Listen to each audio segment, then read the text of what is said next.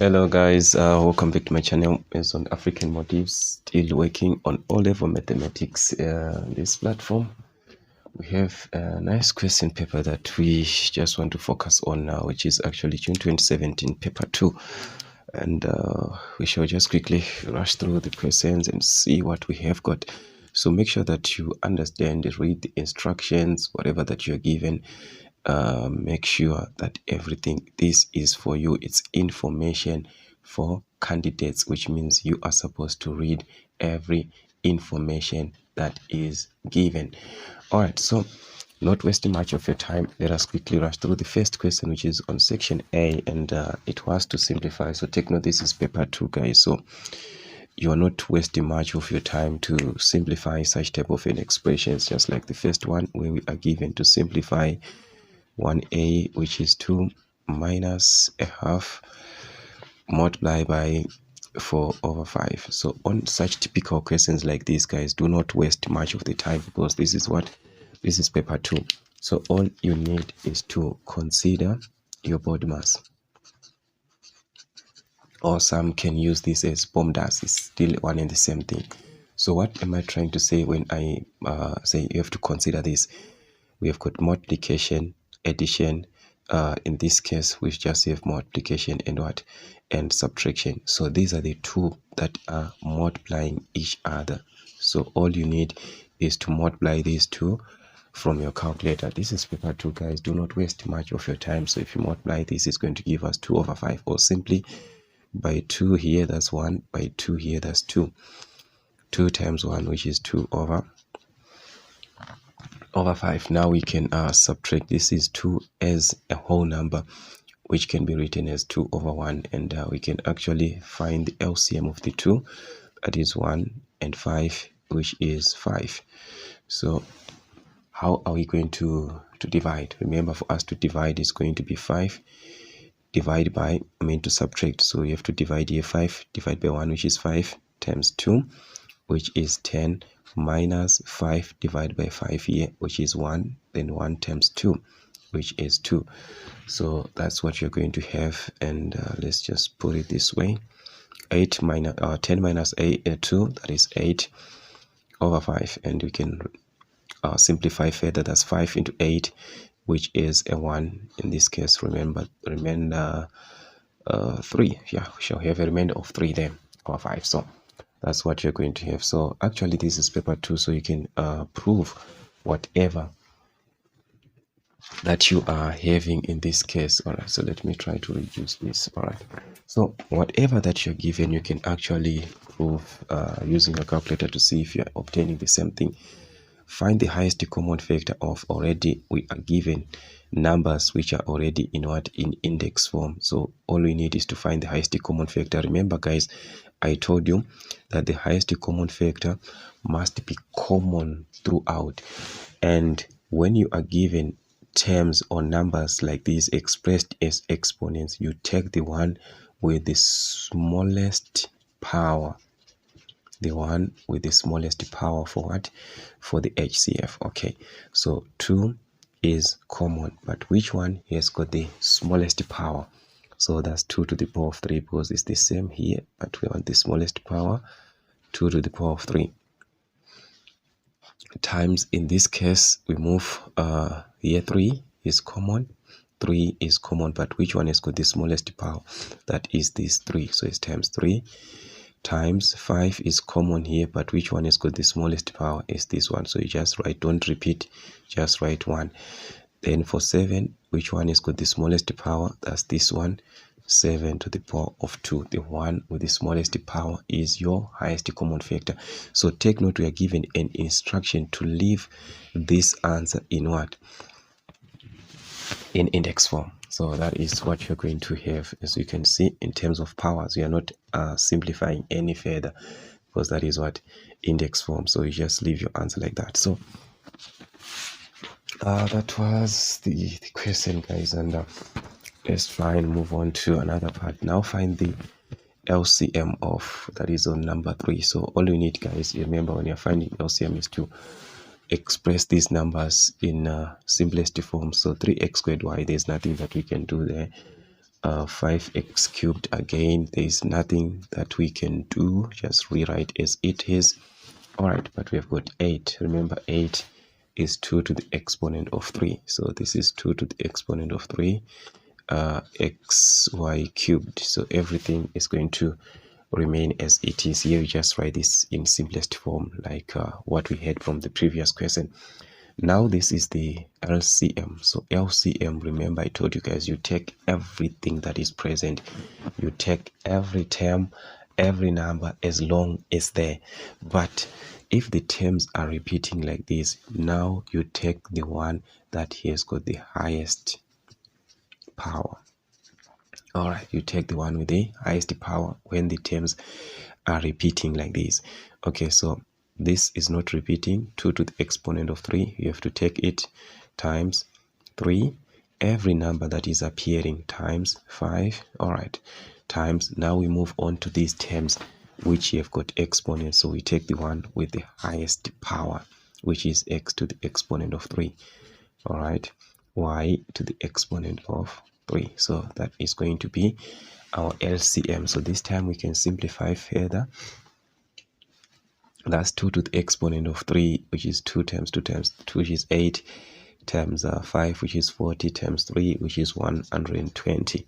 X to the exponent of 3, y to the exponent of 3, like that. So that is what you're going to have at the end. So make sure that you simplify properly, guys. Okay, the questions that you're given, make sure that you simplify them properly. On D, we are now given to express the number 248 as a product of its prime factors. Okay, 248 as a product of its prime factors. Remember, as a product of its prime factors, all we need is to find the prime factors from the smallest one, which is definitely, it's a 2 here, because 2, we have 2, 4. Okay, so we can use 2 into 2, that is 1, 2 into 4, that is 2, 2 into 8, that is 4. So we've got 124.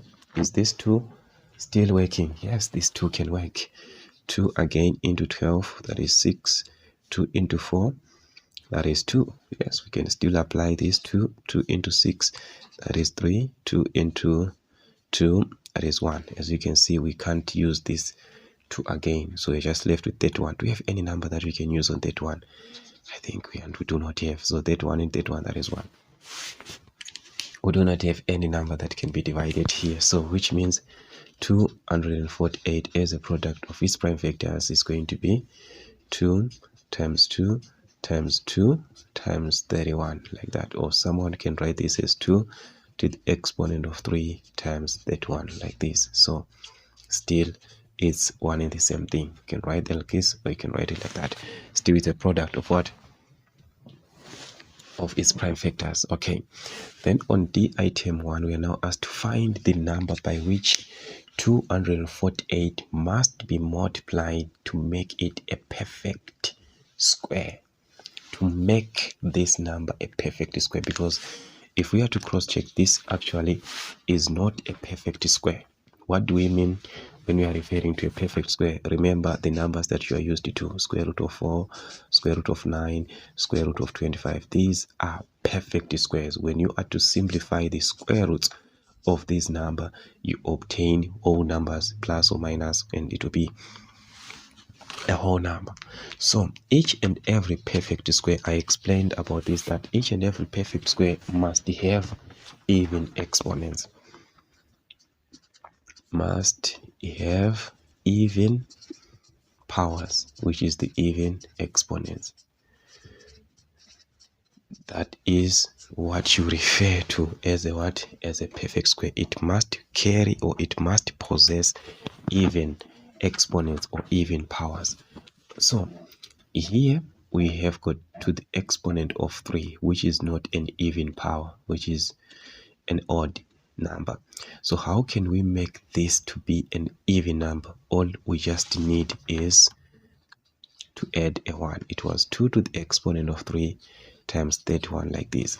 So if I add a 1 here, it will be 3 plus 1. That's the smallest number that can make this an even number. It's now a 4. Okay, this is 31, which is same as 31 to the exponent of 1, like this. It's not an even number, this one, because we're talking of even power. 1 is not an even number. So the smallest number that can be added here is 1, so that it can be what? A 2, because 1 plus 1, that is 2. So here we added an exponent, so which means what was the number that was used, because we are adding the exponent. So which number are we talking about? We are talking of 2 to the exponent of 1. Remember, 2 to the exponent of 3 times 2 to the exponent of 1 is the one that you add the exponent. So you are reversing, you are adding exponents, which means the number was 2 to the exponent of 1. The same thing here, for you to add these exponents, which means the number that you added was 31 to the exponent of 1. So this is the number that can be added, that can be multiplied, so that it becomes what? A perfect square, which is 2 times 31, which is 62. So if we are to multiply this number 148 by 62, it becomes a perfect square. So I want you to try it, multiply it, then find the square root of that number. Are you going to find a whole number? Then it means it's a perfect square. So I want you to try it and see as your activity. Number 2a, we are given that there are two similar square-based pyramids, and that you've got areas of 9 square centimeters and 25 square centimeters. Take note, these are the areas and these are similar figures. Find the ratio of their volumes in the form of a as to b, where a and b are integers such that a is less than b. So when they say a is less than b, it means a is representing the smaller one, this one, and b is the bigger one. So I want you to move step by step so that you can understand what is happening here. These are similar figures. Okay, when you are given similar figures and this is area that you are given, it means you are given a ratio of areas. Okay, 9 square centimeters as to 25 square centimeters. This one is area. What you want is volume. Okay, the ratio of their volumes. Okay, so in order for you to simplify this is your area factor. Remember, the only relationship, guys, that I told you is that you can convert from scale factor to area factor. You can convert scale factor to area factor and vice versa. Okay, you can convert from scale factor to volume factor, and that can be a vice versa. But you can't do direct conversion of area factor to volume factor like this. This one, you can't do a direct conversion on this one. It does not apply like that. So how am I going to do that? Since these two you've got a relationship, area factor and scale factor, I'm going to convert the area factor that I'm given to scale factor. Since the scale factor and the volume factor have a relationship, then I'm going to convert the scale factor to the volume factor. I'm done. So how am I going to do this? Okay, how do we convert from area factor to scale factor? Remember, area, this is same as 9 as to 25. So area, you had to raise to the exponent of 2 to find area. So to find scale factor, you find the square root of the given numbers. Okay, so that would be square root of this, square root of that. Square root of 9, that is 3 as to square root of 25, which is 5. So this is now your scale factor, the one that you used the square root. So you now have the scale factor, which you can convert to volume factor. How do you convert scale factor to volume factor? You raise to the exponent of 3. You are talking of volume to the exponent of 3. Okay, so it's 3 to the exponent of 3, that is 3 times 3 times 3, which is 27, as to 5 times 5 times 5, which is actually 125. So this is now representing the volume factor. Take note of the conversion. Area factor can be converted to scale factor, which is the one that we did, and scale factor can be converted to, which is vice, it can be done vice versa, these two, but we can't do direct conversion of these two. That is why we are forced to convert to scale factor, then to volume factor. I think it can make sense. I don't know if you are still having challenges. Let me know on the comment section so that we can know how to assist each other in the next classes. Okay, unless changed 500 South African rand into US dollars when the bank exchange rate was at US dollar 1 equivalent to 12 rand 50. The bank charged 3% of the amount that has been changed as commission. So the bank is taking a commission, is charging a commission from the money that was being exchanged. So calculate the bank's commission in US dollars. Okay, so all we need is to make sure that we convert this so that we can know the amount that was taken. All right, so we can simply do conversion here to say since we are given that the commission is 3%. Okay, so let us just find this commission on the amount that was converted, which is 500 rand. Then we'll convert that amount to US dollars later on. So let us just 3% of 500 rand. So this is commission in terms of rand, since we are going to convert this to dollars. Or you can start by converting this to dollars, then you'll find the commission is still one and the same thing. So 3% off simply means 3 over 100 times 500 rand. So this is paper 2, guys. Use your calculator properly. You're going to obtain 15 rand in this case. Okay, so using the conversion now, you can simply convert. Okay, so this is your commission, this one, but this commission is what we calculated it in rand. So now we can make a conversion. So that is, in this case, we are given, remember, the conversion of a dollar equal to 12 rand 50 here. So we have got a dollar equal to 12 rand 50. So what about this 15 rand, which is our commission? How much is it? So this is our commission here.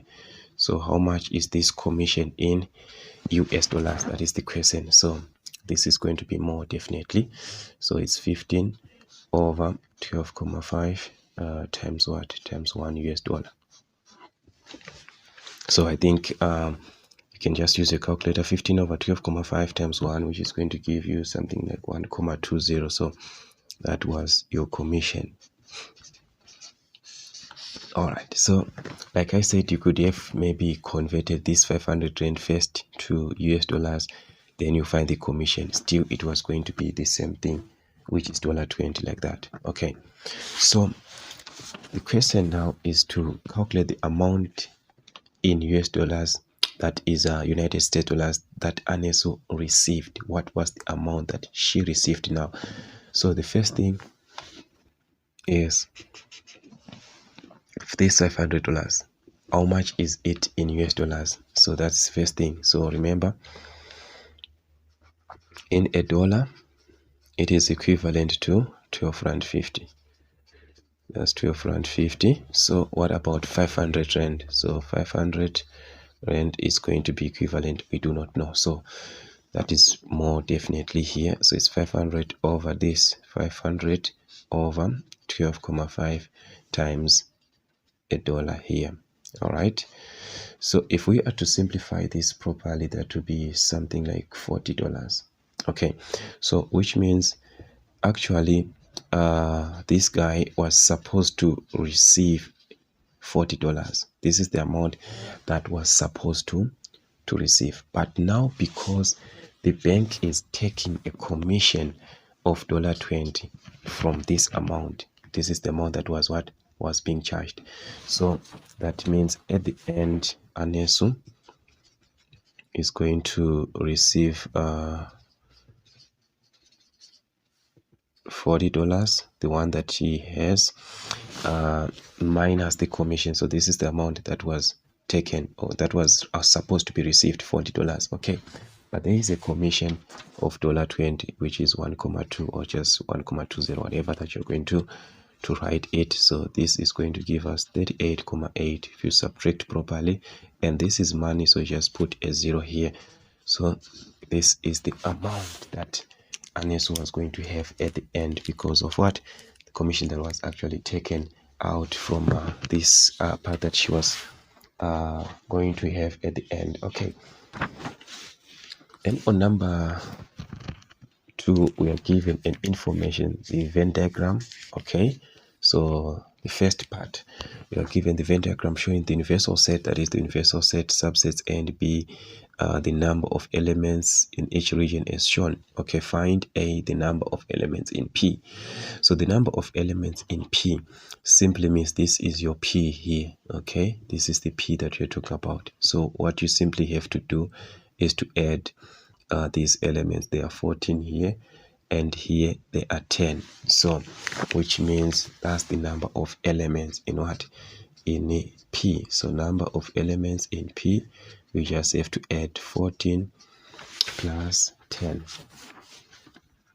14 plus 10. Okay, the number, take note guys, this set, we are not given like listed information. The number of elements, these are number of elements that are shown. We didn't list to say here there are 5 values. These are like all the elements which are here. Okay, that is what it is trying to say. So it is going to give us 24. And number of elements in P complement, where this q to the exponent 1 is the complement of P. So the complement of P is this one. You simply have to close this set here, that is Q, the complement of Q. So we've got 16 and 14. These are the elements that we are talking about, which are outside of what? Of Q. You close the whole of Q. Okay, that is your Q complement. Okay, so we said we are going to be left with 14 and 16. 14 plus 16, which is a 30. All right, then we move on. The value of W, given that the number of elements in the universal set is twice the number of elements in Q. Okay, the universal set here, the whole of the universal set is twice what is in Q. So what does it mean, guys, when they say the universal set is twice what is in Q? Okay, in order for you to have the number of elements in the universal set, guys, just forgive me of this sign, the way I present it. Okay, this is our universal set. It is twice, which is 2 times what is in Q. That is what it means. But this is your universal set, which means the whole of everything. You take everything, which is 16 plus 14 plus 10 plus W, everything plus 14 plus 10 plus W. That is the whole of the universal set. It is equal to twice what is in Q, and this is your Q, which is 10 and what?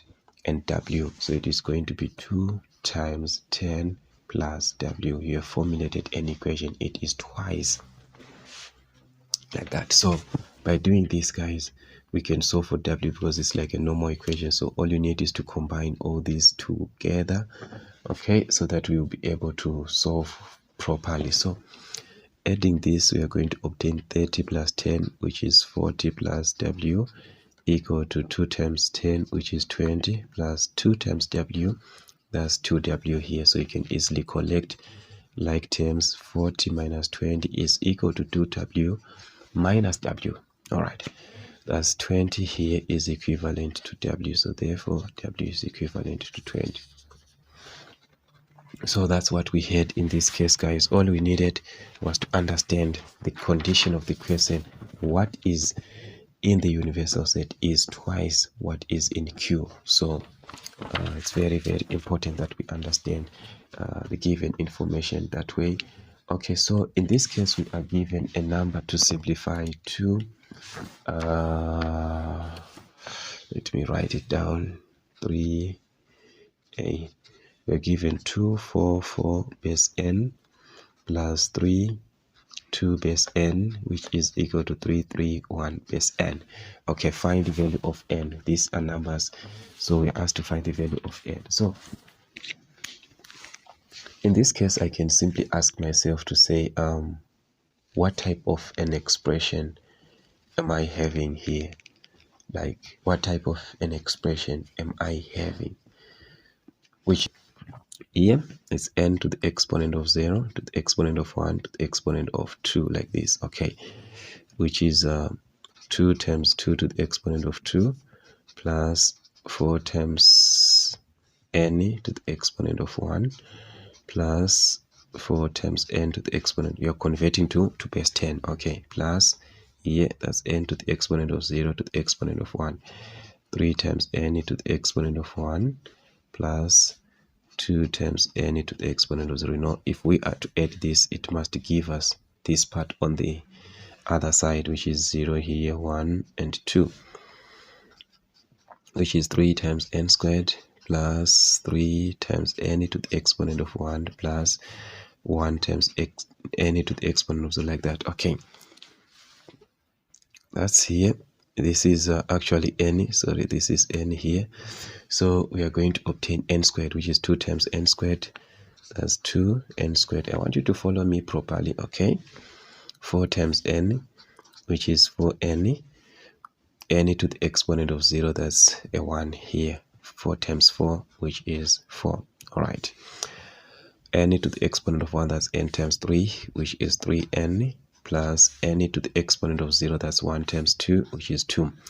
And this is equal to this part on the other side, which is 3n squared plus 3n here plus n to the exponent, that's 1 here. So definitely for me to solve this, let me just combine 2n squared, 4 plus 3, that's 7n, 4 plus 2, which is 6. Okay, so you can collect like terms here. That's 3n squared plus 3n plus 1. So I can actually collect my like terms, this to this side. That's 3n squared minus 2n squared, which is n squared. 7 to this side, it's minus 7, so it's 3 minus 7, which is negative 4. So it's negative 4n. 6 to this side is going to be a negative, which is 5. 1 minus 6, which is minus 5, is equal to 0. This is the equation that you're going to be left with at the end. All right. So now I think it can actually make sense. At this stage, we can actually solve properly. We can actually solve properly in this case. All right, so that means we have formulated a quadratic equation, of which we are supposed to do this in an easier way here. Okay, anyways, I'm going to explain all those ways. Minus 4n minus 5, not 2 there, so sorry for that. This issue of just looking by side, you see, working out things where actually helps.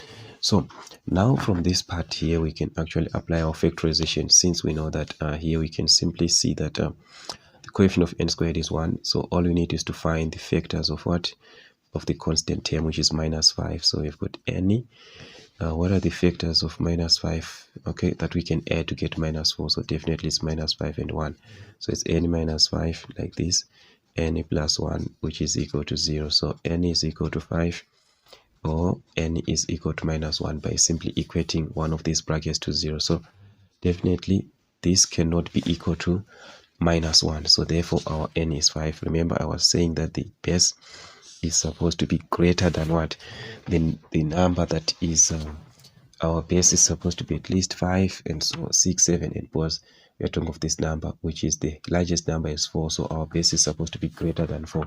So that is what we had in this case, and actually it can give us the exact thing here. All right. Now let me say you wanted to simplify this way. Okay, like this. 2, 4, 4 base n plus, you know that if you are going to add, you are going to have 3, 2. 3, 2 base n. This was going to be your easiest way. Okay, which is 3, 3, 1. Okay, 3, 3, 1 base n. Okay, so this is what you simply do. Already you have the answer there, so you are going to ask yourself to say you added this together. Okay, this is what happened. You added this 4 plus 2. Okay, what do you obtain? you obtain 6. So now you are supposed to ask your question to say, what is it that, because remember when you are adding here, I want you to have guys, you must have the basics. Okay, you must have the basics. Remember when you are adding in base of 2, when you add 1 plus 1 you obtain 2. When the number is 2, it's equivalent to the base, you divide by the base like this and you obtain 1 remainder 0, which means here is where you write the remainder and this one is the one that you gave here. So this is what you did.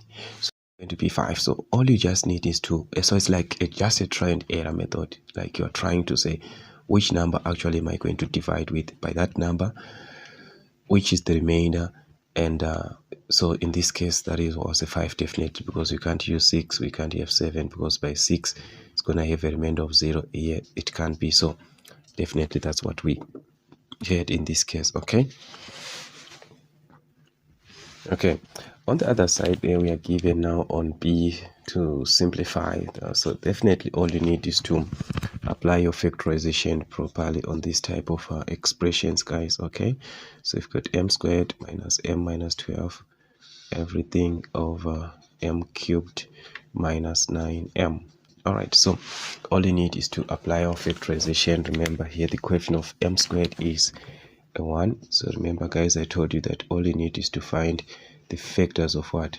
Of minus 12. That is going to give us minus 1. So that's minus 4 and 3. Is that so? Yeah, these are the factors that we can actually use. So all you just need is to have m minus 4, m plus 3. Everything over here, you've got, in this case, if you have to cross-check, m is common. So you can factor out m cubed divided by m, that's m squared minus 9m divided by m, that's going to be a 9 like this. So cross-checking from what? Difference of 2 squares, we can simplify further, which is m minus 4, in this case m plus 3. Then everything in this case is going to give us, from our difference of 2 squares, the square root of m squared, which is m. Remember, square root of 9 is plus or minus 3. So it's going to be plus 3 here, m minus 3 there. So that means we are able to cancel, in this case, these two to remain with m minus 4 everything over m into m minus 3, just like that. Okay, so these are typical questions, actually very, very typical, and all you need is to understand the idea that you'll be given and how to work out such type of questions. That's what we had actually. And let's see on 3C, we are now given that there is a triangle that we are given, which has got a length of 8 centimeters, and it's an equilateral triangle. Remember, equilateral, all sides and angles will be equal. So in this case, we'll be referring to something like this. Okay, that's 8, 8, 8 here, and it's very, very special that it's an equilateral triangle. So because you know angles in a triangle add up to 360, and all these three, they are equal. So if we divide, each angle is actually what? 60 degrees here. So these are the properties of what? Of an equilateral triangle. All the sides are equal and the angles, they are. So if this can be the case, then it means it's easier to find actually the area. Why? Because it's an 100 angle triangle, so you can simply apply the concept of half AB sine C, because this is paper 2. So sine C simply means sine theta, where A and B are the sides creating the angle. So I'm just going to work with these two sides, which is half of 8 times 8 times sine C, which is 60 degrees. So any side, because all the properties are the same. So which is 4 here, 4 times 8, that's 32 sine 60 degrees. Okay, so simplifying from our calculator, this is going to give us something like 27,7128, something like that, which is 7 square centimeters. So it is going to give us 27,7 square centimeters in this case. So it's just a matter of application of area. So you can do many adjustments actually that you can do work with it as a right angle triangle, but now you'll be forced to calculate this height and so forth, and it's actually a lot of time that you're going to take and use there instead of just applying the easiest way like that. Okay, now the other part is to convert or to express this area of the triangle in square meters. Okay, so remember we have an area in square centimeters that we obtained of 27,7 square centimeters. Now we're asked to convert this to square meters. So how do we convert to square meters? Remember, the relationship that we know that is exact is that in a meter we've got 100 centimeters. That is what we know in a meter. What about in a square meter? Which means we are going to square this, we are going to square this. Okay, that's 1 square meter equal to 100 squared, which is 10,000 actually square centimeters. Okay, so it means in a square meter we have got 100 times 100, which is 10,000. So what about in 27,7 square centimeters? How many square meters do we have? So definitely this is going to be less, and by the look of things we have to divide this 27,7 over 10,000. All right, your answer is going to be in square meters, just like that. So all we need is to divide from our calculator, which is going to give us 0,0277. It is now in square meters, just like that. So these are some of the typical questions. They just want to see how are you able to convert conversion of units, this and that. That's what they'll be trying to see from you. Okay, on number 4 we are given to write the formula h varies directly as q. So here the square root of q actually, so it's like this: h varies directly as the square root of q. That's what this statement means here. So the question is, find the formula connecting h, q and a constant k. So that means this h is going to be k square root of q. Remember, when you introduce equal to, you introduce the constant at the same time. All right, that is the information that you had. And find the value of q now when h is 81. So in order for us to do this, we must have the value of k. Where can we have our k? We have to go back to this information that we are given here to find the value of k. Remember, from our item 1 we said h is equivalent to k, the square root of q. So in this platform now we can substitute our k, our h, which is 51,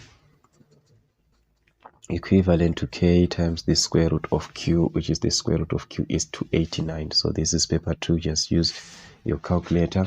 Square root of 289, that's 17. So 51, all right, sorry, that's 51 is equal to 17k divided by 17 here. This can cancel, so which means our k is going to give us 3. All right, so that means we are now having a relationship between these two.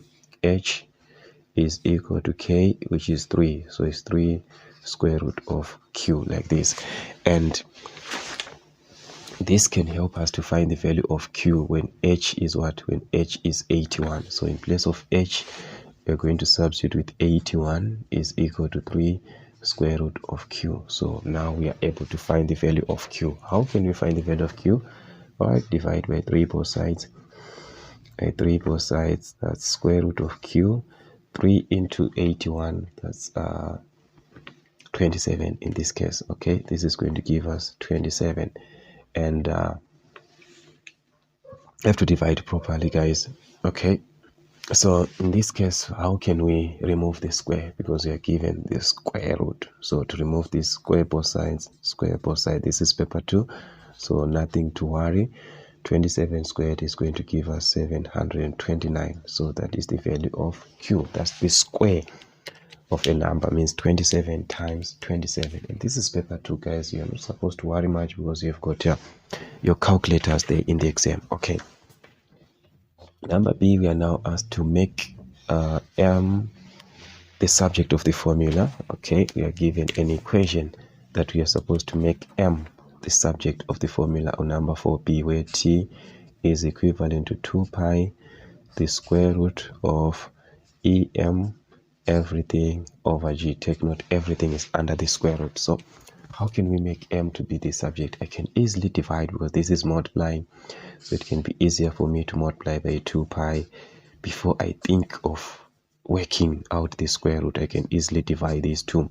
So that means the square root of em over g is equal to t over 2 pi. It's just one and the same thing. A is equal to b, b is equal to a. You can just write either way.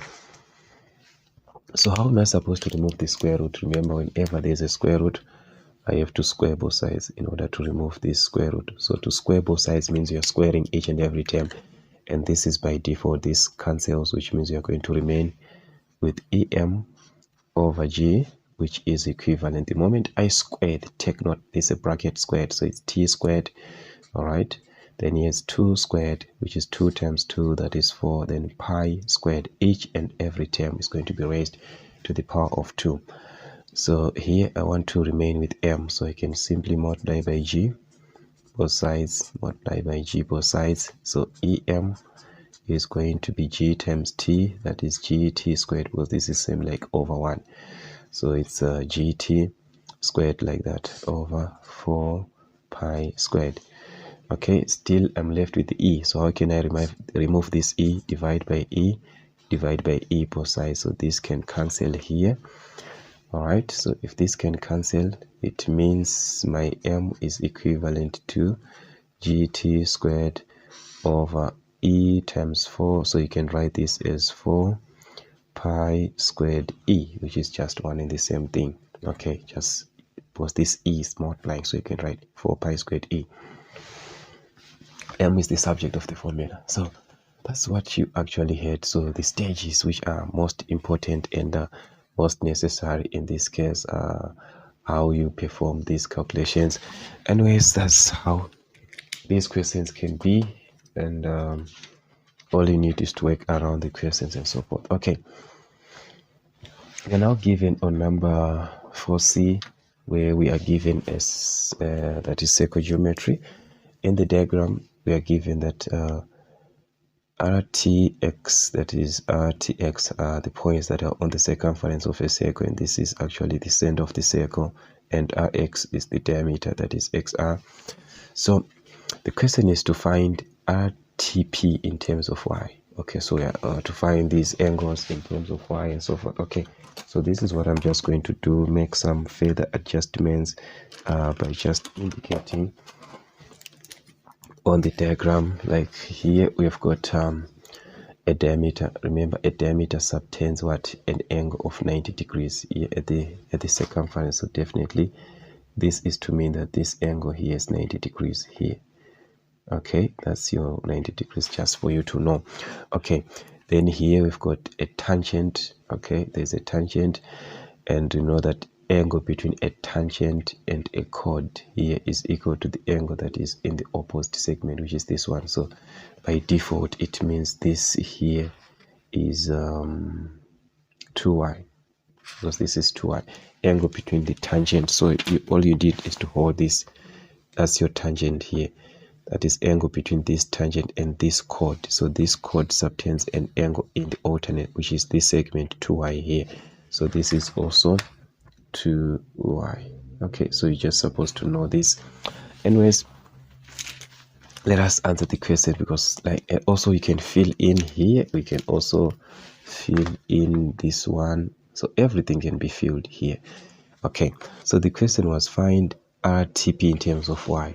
So that means you are not simplifying anything, you are just finding in terms of y. So rtp, which is r to t to p, which is this 2y. So this one we said from tan chord. Okay, angle between a tangent and a chord. So that means our rtp in terms of y is going to be 2y degrees. Okay, then we move on now to calculate the value of y. Now it is to calculate the value of y. So which information can we use now to have or to calculate the value of y? So in order for you to f, or to calculate the value of y, you must at least formulate an equation that you are going to use for that triangle. Okay, you are going to formulate an equation. Okay, so this is what I'm going to do in an easier way. As for me, I know that if this is y, this one, and this is 2y, it means this angle here is going to give us y plus 2y, which is 3y. Which concept did I use here? I used this concept because I want to formulate an equation.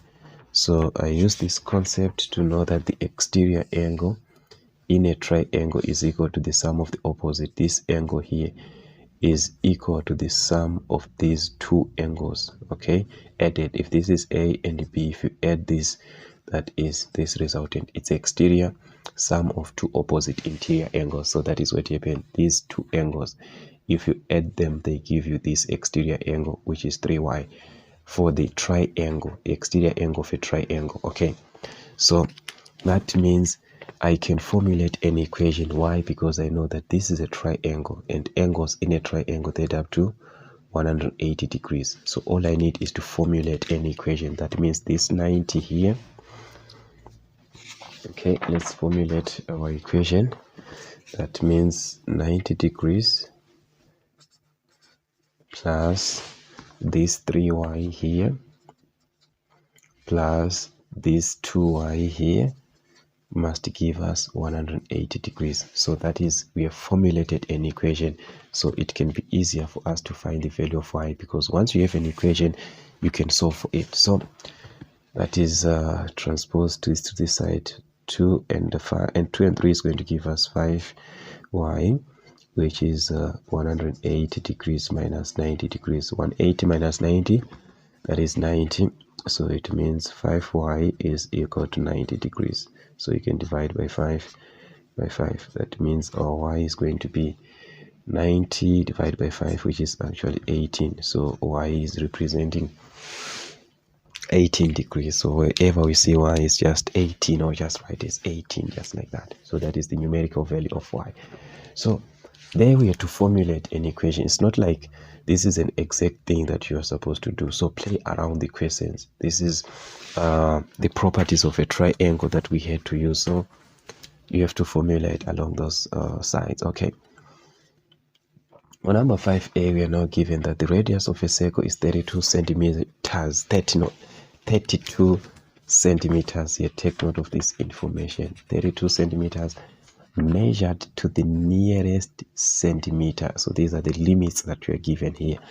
To the nearest centimeter, that write down the least possible value of the radius. So the least possible value, remember I told you that it must be one value less than this. So it must be at least at 31 comma, that is one value less than 32 minus 1, which is 31, then comma 5, so that it can be rounded off to 32. So this is 31 comma 5.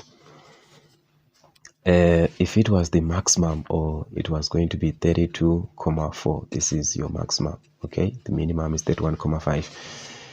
So on item 1, take pi to be 22/7. Calculate the least possible value of the circumference of the circle. Okay, the least possible, which means we are going to work with this radius of 31 comma 5. Okay, because this is our least radius, it is going to give us the least circumference. Okay, and we know that circumference of a circle is equivalent to 2 pi r, which is 2 times pi. You are given pi. Use always the pi that you are given. 22/7 times the radius, which is 31 comma 5. So you can play around with your calculator, guys. This is paper 2. You're going to obtain 198 centimeters as your circumference, and this is the least possible circumference. Why? Because we used the least radius. If it was the maximum possible, you use the maximum value. Okay, so that is the case. Just like that, you done on this particular section. Then on number 5b, state the order of the matrix. Okay, how many rows? 1 row and 2 columns. So this is just a 1×2 matrix. Okay, that's the order of the matrix. 5b, then evaluate. On number item 2 is 3 1 times 4 3. So this is now simplification, guys. So remember, you are multiplying 1 by 2. This is a 1 by 2 matrix to a 2 by 1. Okay, so definitely these two are the same, 2 and 2. So our answer is going to be a 1 by 1 matrix. Okay, so that's row by column and it's done. 3 and 4. 3 times 4. We are still having a 1 in this row, so we have to add. That's 1 times 3, like that. We are still having elements, numbers in that row, so that is why we have to add. And this is going to give us a single matrix, which is 12 plus 3, which is 15. So that's what you're going to have as a single matrix, or just as a matrix like that. So all you need was to know the concept of row by column, multiplying and so forth. Okay. Given matrix G, then find the inverse of G. So remember, when you are given a matrix, in order for you to have the inverse first, all you need is to have the determinant of that given matrix. Okay, so all you need here is the determinant of the given matrix. Let me just try to adjust this side, sorry. So all we need is the determinant first of G. So our G in this case is not that clear now, right? And that's minus 2, 5 here, 0 and 6. All right, so like I said, all we need is to have the determinant first, which is from the concept AD minus what? Minus BC. If you were to write this as A, B, C, D, so that means our determinant can be what? Can be AD minus BC. If we can write in this form, which is the product of the major diagonal in this case, which is minus 2 times 6 minus the minor diagonal, which is 5 times what? 5 times 0 in this case. So it's minus 12 minus 0, okay, which is minus 12 as our determinant. So this is not like everything now. The inverse of G, remember, it's 1 over the determinant. So it was supposed to be 1 over minus 12. And we can't write this negative in the denominator, so we write it on top. So it's minus 1 over 12. And what is going to happen? Remember, C, A, and D, they interchange the positions. So it's 6 here, minus 2 here, 6 minus 2. In the minor diagonal, that is B and C, these ones in the minor diagonal, you multiply these by a negative. All right, so it's negative times 5, which is negative 5, negative times 0, that means it's a 0. Nothing is going to change. Okay, a 0 times any number or times any sign, it just remains like that. There's no effect. So that is what we were going to remain with as the inverse of G, which was on item what? On item C.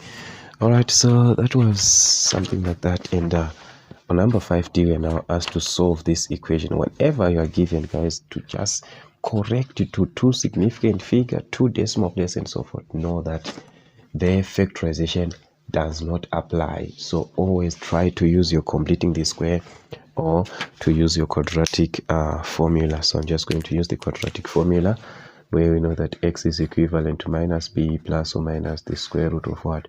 B squared minus 4ac. Always take note how you write the formula. Everything has to be over this, where our a is 3. So in this case, our a is 3, our b is minus 4, the coefficient of x, and c is the constant, which is minus 11. So all you need is to make proper substitution. So x is minus and our b is a minus, so it's minus minus. So the first part indicate everything as it is. There's a mark for substitution. Okay, just substituting your values, plus or minus the square root of b squared, which is minus 4. So that's minus 4 squared minus 4a, which is 3, times c, which is minus 11, like this. Everything over 2 times a, which is our a is 3. All right, so at this stage, guys, we can simplify further. That's minus and minus, it's a plus. So that's 4 plus or minus the square root of minus 4 squared. So all I need is for you to simplify this under the square root. Without the square root, just simplify these values which are under the square root. Okay, without the square root, you are going to obtain 148 everything over 2 times 3, which is 6. So at this stage, that's where now you can separate this to say x is equivalent to 4 plus the square root of 148, like this, over 6 or x can be equivalent to 4 minus square root of 148 over 6. So it depending with the calculator that you are using, some calculators just direct, they can present it like this, but if you are using a calculator like DAL, all you need is to do open this like in a bracket, put this in a bracket. Okay, so you open a bracket like this, 4 plus square root of 148, you close that bracket, then you divide by what? By 6. So you have to make this adjustment on your calculator depending with your calculator. But if you are using an advanced calculator, there is nothing, just put these values as they are. Okay, so your x is going to be 2,694, something like that, or another x will be negative 1,3609, something like that. And we have to go back now to the instruction, to what? To two significant figures. So to two significant figures means x is going to be 1, 2, 9 is going to change this into 7, so that's 2,7, or x is equal to here it's 1, 2, this 6 is going to change this into 4, so it's minus 1,4. So these are the two values of x that we could have obtained from this equation. And as you can see, it's actually 4 marks, so 5 marks. So this type of equation, you're going to have it and you're going to meet this type of equation. So there is no way, guys. All you need is to revise as much as you can in order for you to understand what's happening here. Then on number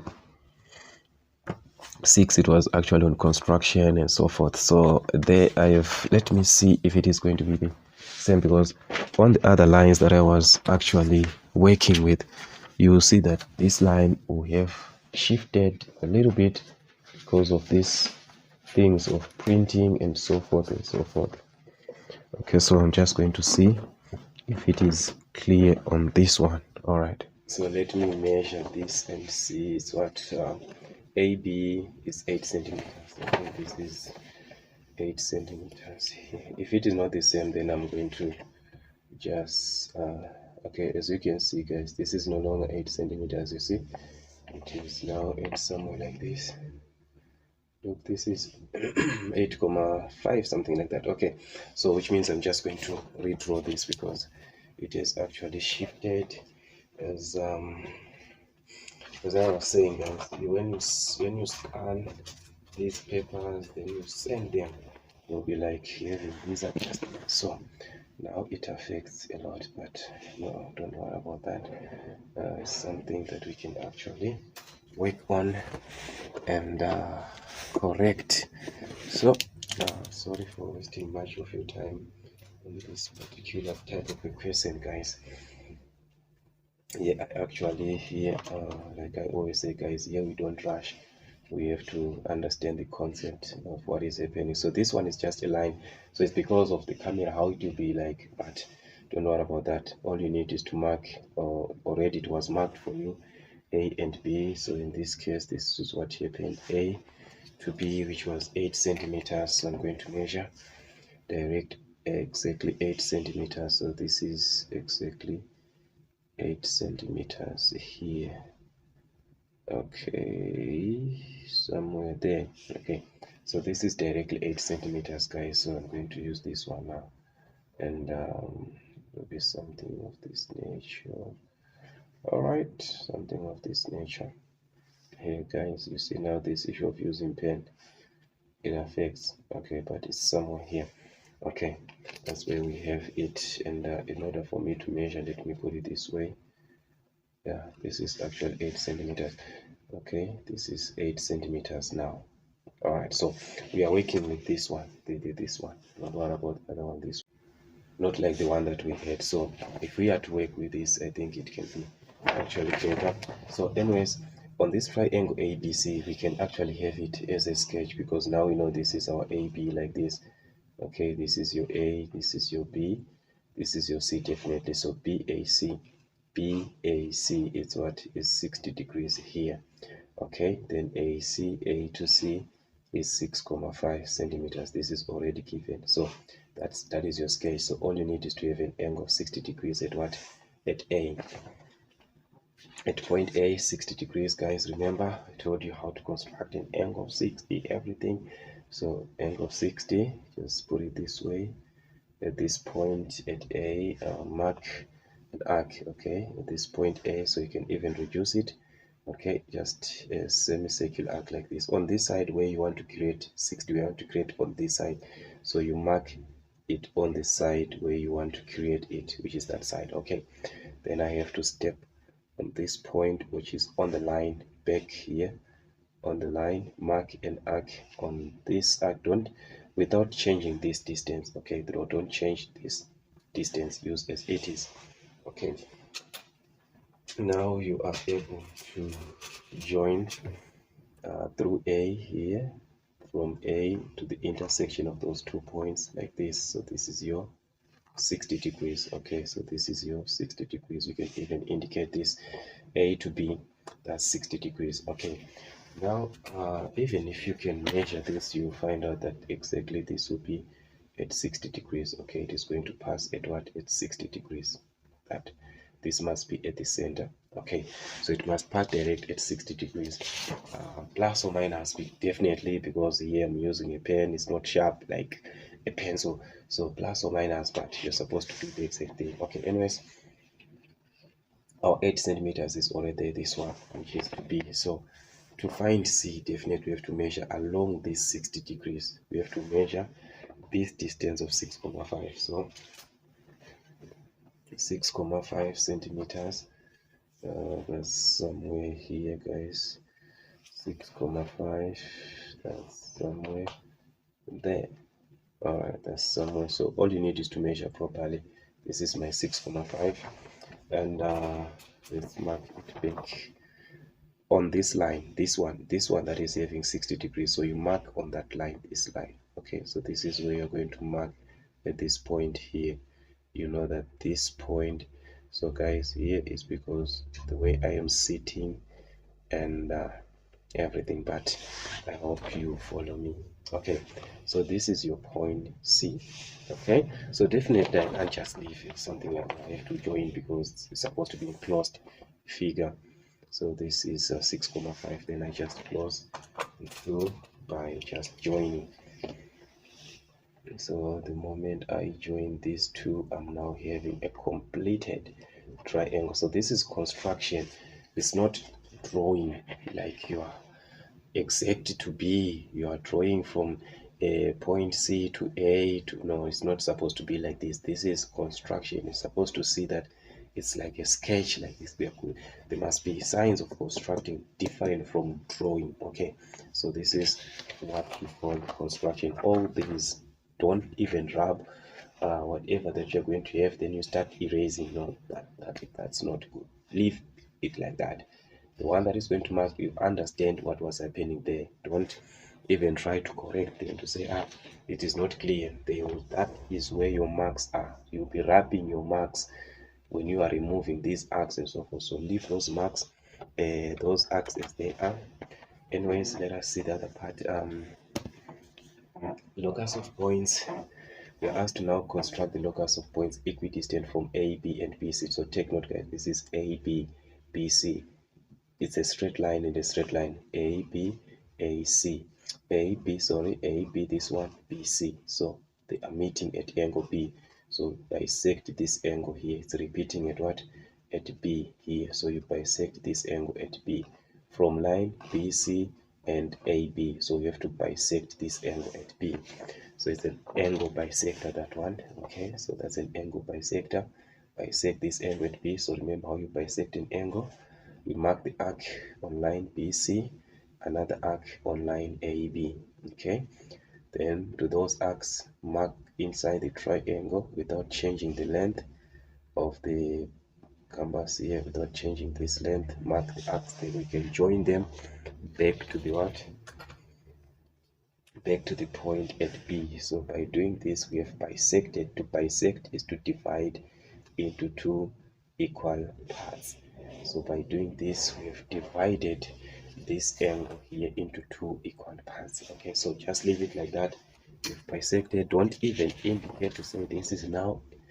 No, just leave it like that. Okay. the perpendicular bisector of BC. So the perpendicular bisector, it's a perpendicular. It's not just a bisector, it's a perpendicular, which means it must be at 90 degrees of what? Of BC. So the perpendicular bisector to BC is the line bisector. If you draw a line bisector, it will be perpendicular. So that is, you have to divide this line into two equal parts. This is BC, perpendicular bisector of BC. This is B to C, this one. So you bisect this line. This is how you bisect it. At this point, it's just open more than half. Remember, guys, you open more than half to bisect a line. Okay, make an arc on this side of BC, then another arc of this side of BC. Okay, we move on to C now. At this point, this is our C here. Step at this point C, mark an arc on this side, and arc. Sorry, very sorry for that. Then you have to join. Okay, sorry for this. This part I'm not seated well here, that's why. So it's supposed to be something like this. Okay, so by doing this, joining these arcs, it means we have actually bisected this line into two equal parts. So it will be at 90 degrees, and it's not just at 90 degrees, but we've divided it into two equal parts. Okay, now the question is, shade the region inside the triangle. Okay, so the region is supposed to be inside this triangle, containing the set of points which are nearer BC than AB. So let's start by this, nearer BC than AB. Okay, this is our BC. Okay, BC. AB, this is our AB. So we need areas which are near this line, not so, which means we are talking of this angle bisector because it is divided. So areas near, which means we are talking of this region, this side here, across this line. This is nearer AC. Okay. Also nearer C than B. Also it's near C than B. This is, we're talking of this region, guys. We are left with this region here inside the triangle, this region here. And there's a line bisector to divide areas. At this point, this is in between B and C. So which one is near C than B? So definitely it's this, because here it's at mid. This is half. So here you are now closer to C, as you are going more than half to C. This is now closer to C. So definitely the region is going to be here in this triangle. So it's nearer BC, nearer C than B. So this is going to be your region here. All right. Just like that, you're done. Then measure and write down the length of BC. So you have to measure from B to C. You can even use your divider, or you can just use your ruler here. From B to C, that's gonna be 7, something like that, 7,5. Yeah, if I'm not mistaken, because there's too much light also here. So it's 7,5. So this is, you have to write it down. This is item 2, item 2. So BC is equal to 7,5 centimeters. So like I said, measure properly, guys, here because of too much light. So put this ruler to be reflecting so much light on me, but I think it's 7,5 somewhere there. All right. Describe the locus represented by the perpendicular bisector of BC. Okay, remember, guys, here on BC there's a perpendicular bisector that we did, which was a line bisector actually.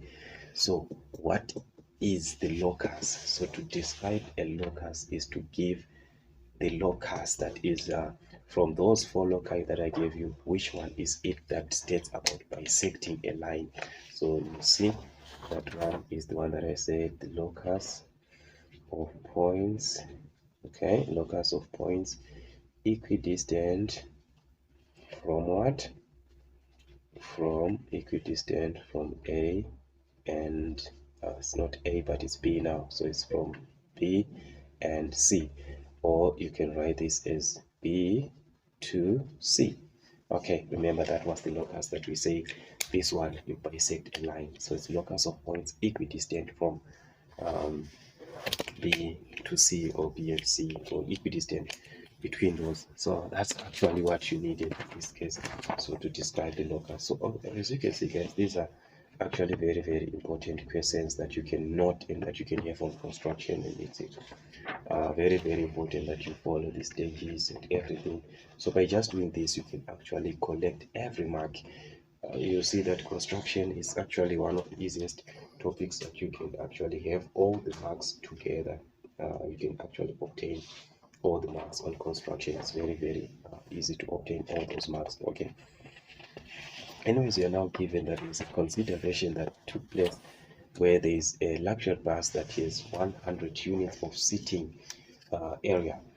There are two types of seats, ordinary and first class in a bus. Okay, then let the number of ordinary seats be x and the first class seats be y. So we're given in this case a consideration of x representing, so let's just put this way, x representing first class. Let ordinary seat be x, that ordinary, so this is ordinary, then y is first class.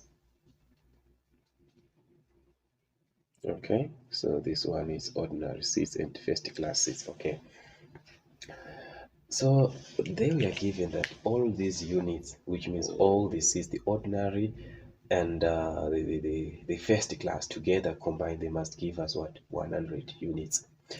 Okay, form an equality which satisfies. Okay, they are given here that ordinary seats take up 1 unit of seating area and first class seats take up 1,5 units of the seating area. Then form an inequality which is going to satisfy this. So if we are to cross check here, we are saying that how many units do we have? It's 100, and out of 100 the ordinary seat is going to take 1 unit of it, so it's going to be 1 times x, which is what? Which is x. Then the first class is going to take up 1,5, which is 1,5 times what? Times y, because this is first class, which is y, so it's going to be 1,5 y. But every unit that we are going to use, every unit that we are going to take, it is supposed to be less than what?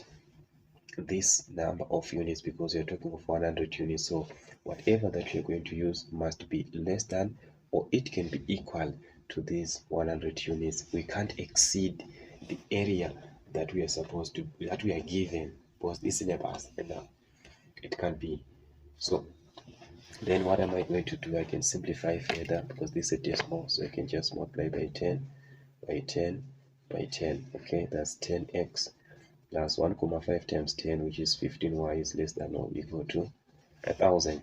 So I can reduce this by 5, further divide by 5 each and every time. That's going to be 2x plus 3y is less than or equal to, that will be 200, something like that. Okay, so 2x plus 3y is definitely less or equal to 200. So that is the first inequality that I'm given, and I've asked to show that, and that is what actually we are supposed to show here.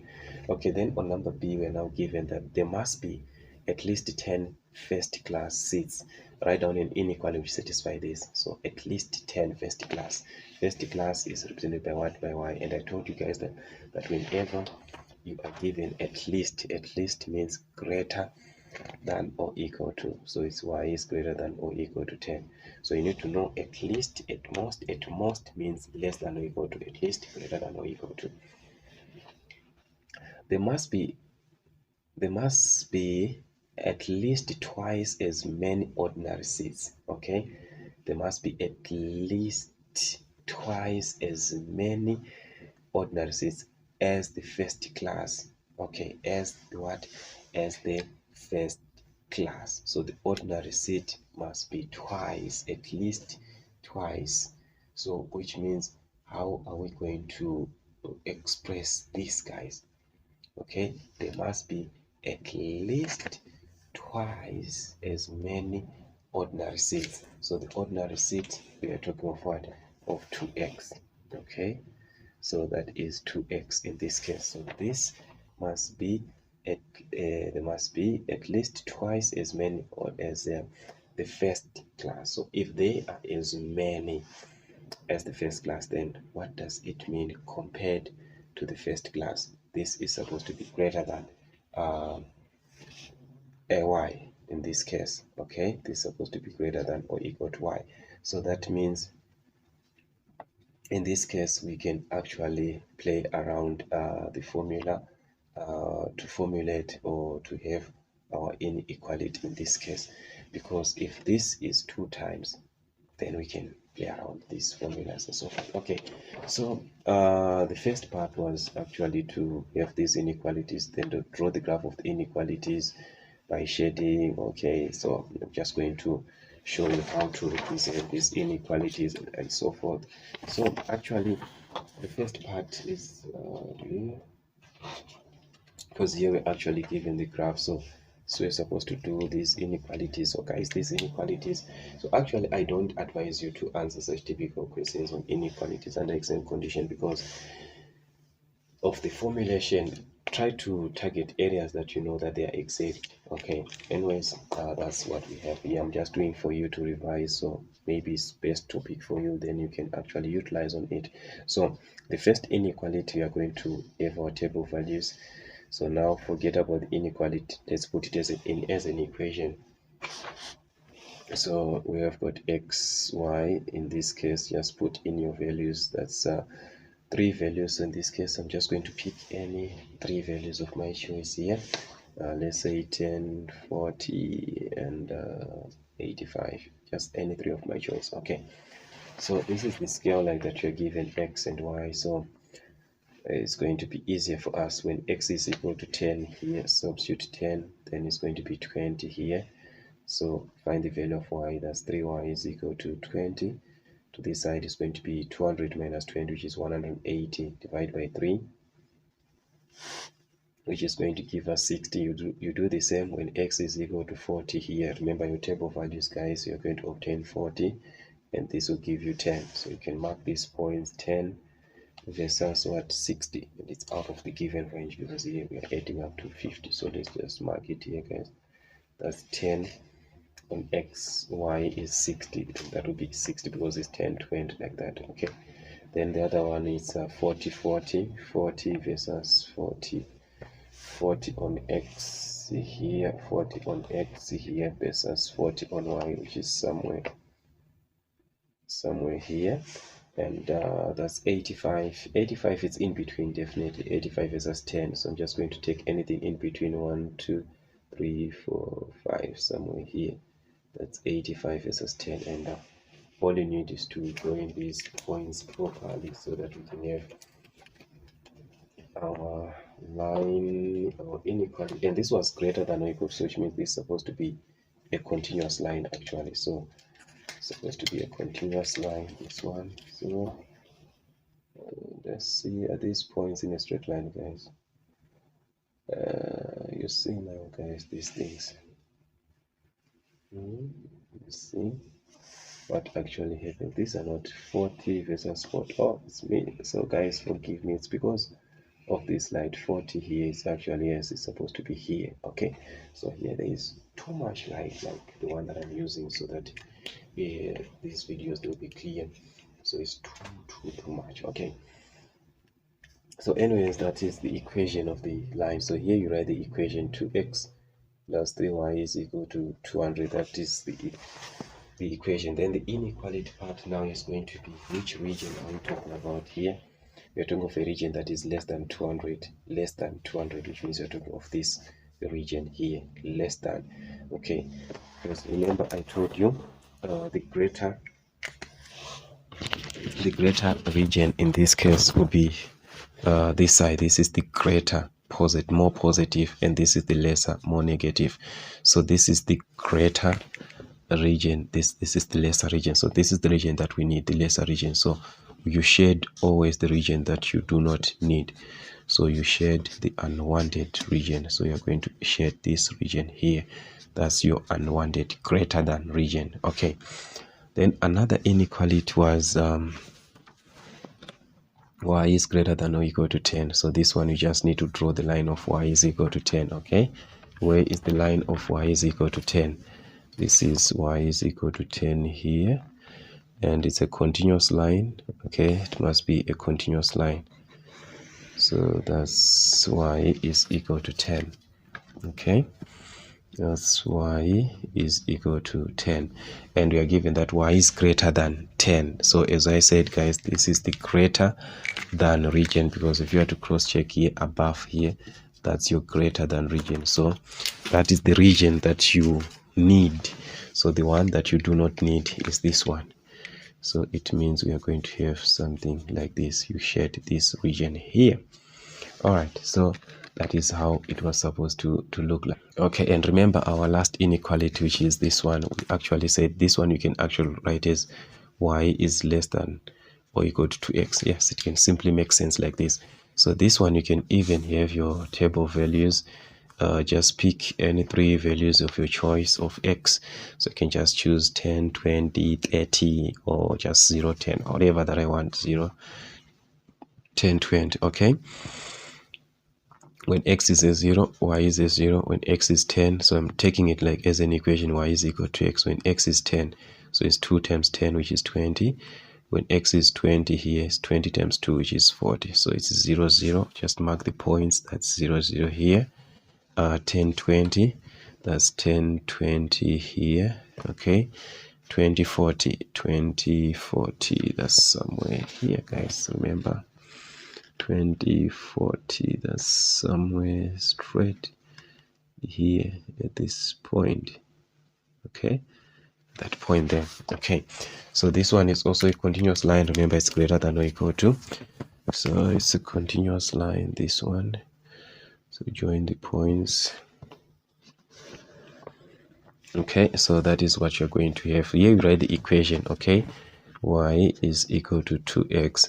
Then since it is y is, if we transfer this, we ended up with y is less than, so this is the lesser region. So this is the region that we need, and the fourth region is this one. Okay, so this is the one that you're going to shed, the fourth region.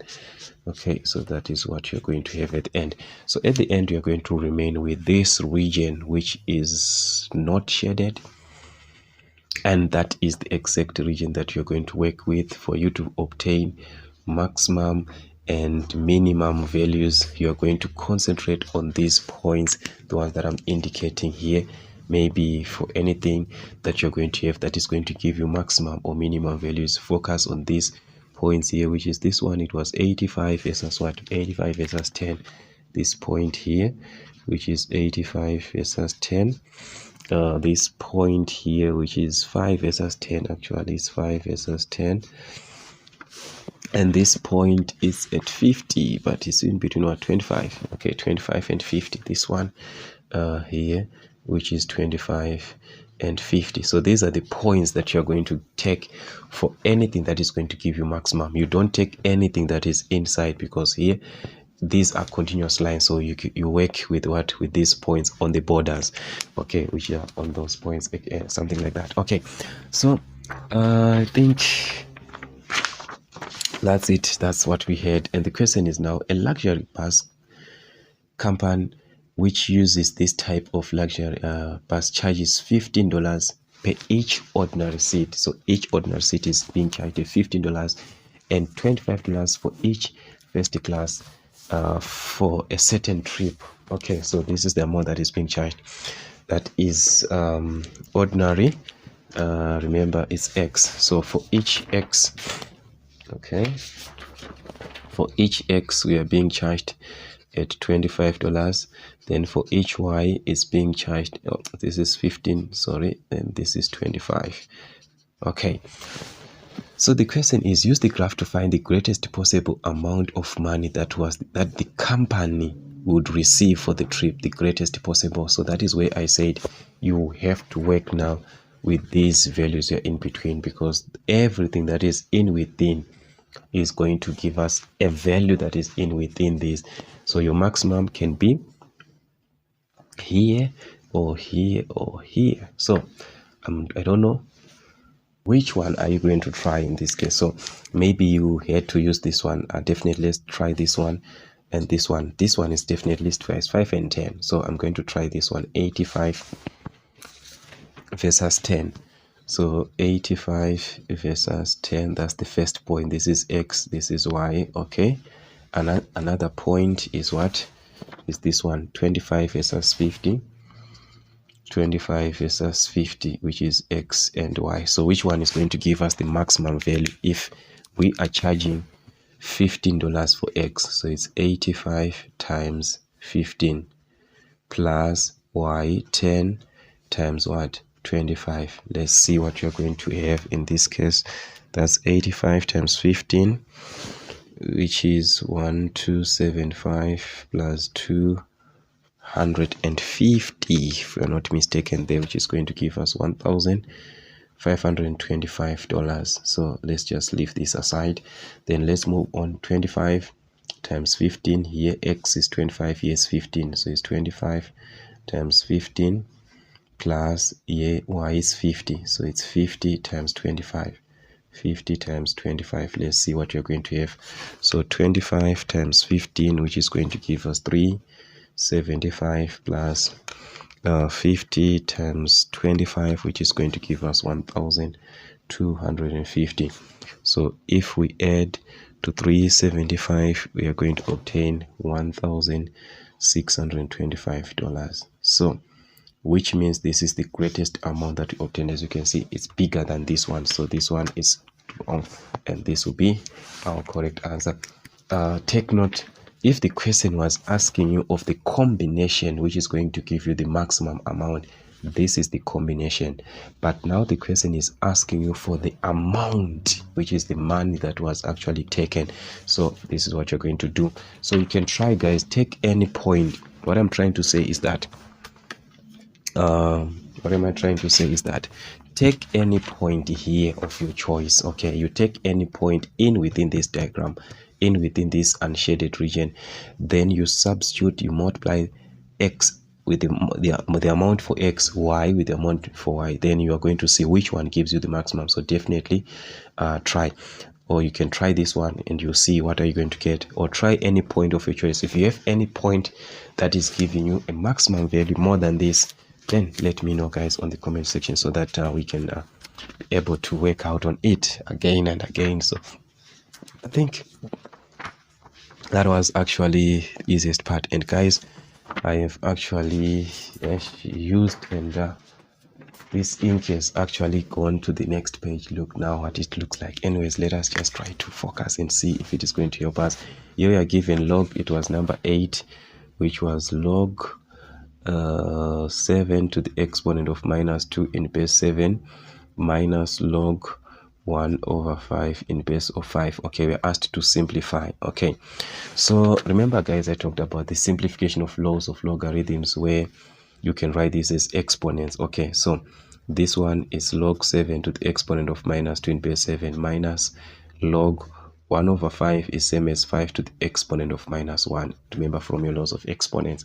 So I can drop this exponent from which law? Remember, if I have got p log m, I can write this as log m to the exponent of p. So I can do vice versa like that. So it's minus 2 log 7 base 7. Here it's minus 1 and minus 1. So what are you going to have? Minus and a minus, that's a plus. So it's plus 1 log 5 base 5. Taking advantage of knowing that a logarithm of a number in the base of the same number gives us 1. So logarithm of 7 base 7, it's a 1. Logarithm of 5 in base 5 is a 1. So it's simply minus 2 times 1, which is minus 2, plus 1 times 1, which is 1. So this is going to give us negative 1, just like that. So many ways and applications that you can actually have or use, but yeah, it can be easier like that. So here we are given, that is the diagram that we had, guys. I hope, like what I say, that is now disturbed because of previous question. Okay, anyways, this question was a triangle and another triangle to make the whole quadrilateral, and there we are given the dimensions. Calculate EF, that is E to F, this side here, E to F. So actually, if you are to take this triangle here from E to G back to this F like this, if you are to take this triangle, this was 110 degrees, this was 15, This was 44 degrees here. This is your E, G, and your F. And you want to calculate EF, which is this E to F. So EF here, E to F, this one. Okay, you can actually apply sine rule. As you can see, angle versus opposite versus the side, angle versus the side. So which means sine rule was the best that we could have used. And how do you apply sine rule? This is item 1. This is item 1. Yeah, B item 1. So we know that sine rule to calculate a side is A over sine A, which is equal to B over sine B. All right, so that's EF, the side that you want to calculate, over sine the corresponding angle. So EF corresponds with 44 degrees, which is equal to B over sine B, which is this EG, 15 over sine 110 degrees, like that. Okay, so I want to have EF, so I can just multiply by sine what? 44 degrees both sides by sine 44 degrees both sides. So this can actually cancel, and I'm remaining with EF. And EF is going to be this, like over 1, so it's 15 times this, which is 15 sine 100. The heck, guys, take note, this is sine 44, not 144. So it's actually sine 44 over sine 110 in the denominator here. All right, so using your calculator, guys, make sure that you apply properly. You're going to obtain something like 11,088. Application there is very, very important. Okay, how you use your formulas and so forth. So just take this, and I'm going to write this as 11,1 now. And okay, let's see other part that we are now given, which is in this case to calculate EHG, giving your answer to the nearest degree. Okay, so that is angle EHG, that is here EHG, this angle here to the nearest degree. So as you can see here, we can work with this triangle, this one. We are given all the sides. So remember, if you are given all the given sides like that, and you want to calculate an angle, definitely it's an application of what? Of the cosine rule. So what does our cosine rule states, guys, to find an angle? Remember, cos A, this was item what? B item 2. All right, so remember, cos A is equivalent to B squared plus C squared minus A squared over 2BC. Okay, so in this case we are referring to cos the angle that you want to calculate, which is this one, and this B and C are the sides that are creating the angle, this one. Okay, so this can be your B, your C, and this can be your A, just like that. Okay, so we are going to have cos angle H, yeah, just write it as H there, which is equal to, so substituting here, we have got 11 squared plus 8 squared minus 15 squared, which is the A squared. Okay, everything over what? 2BC, which is 2 times B and C. These are the sides which are repeating, 11 and what? 11 and 8. So by doing this, simplify further, guys. This is now a method of calculator. 121 plus 64 minus 225, everything over 176.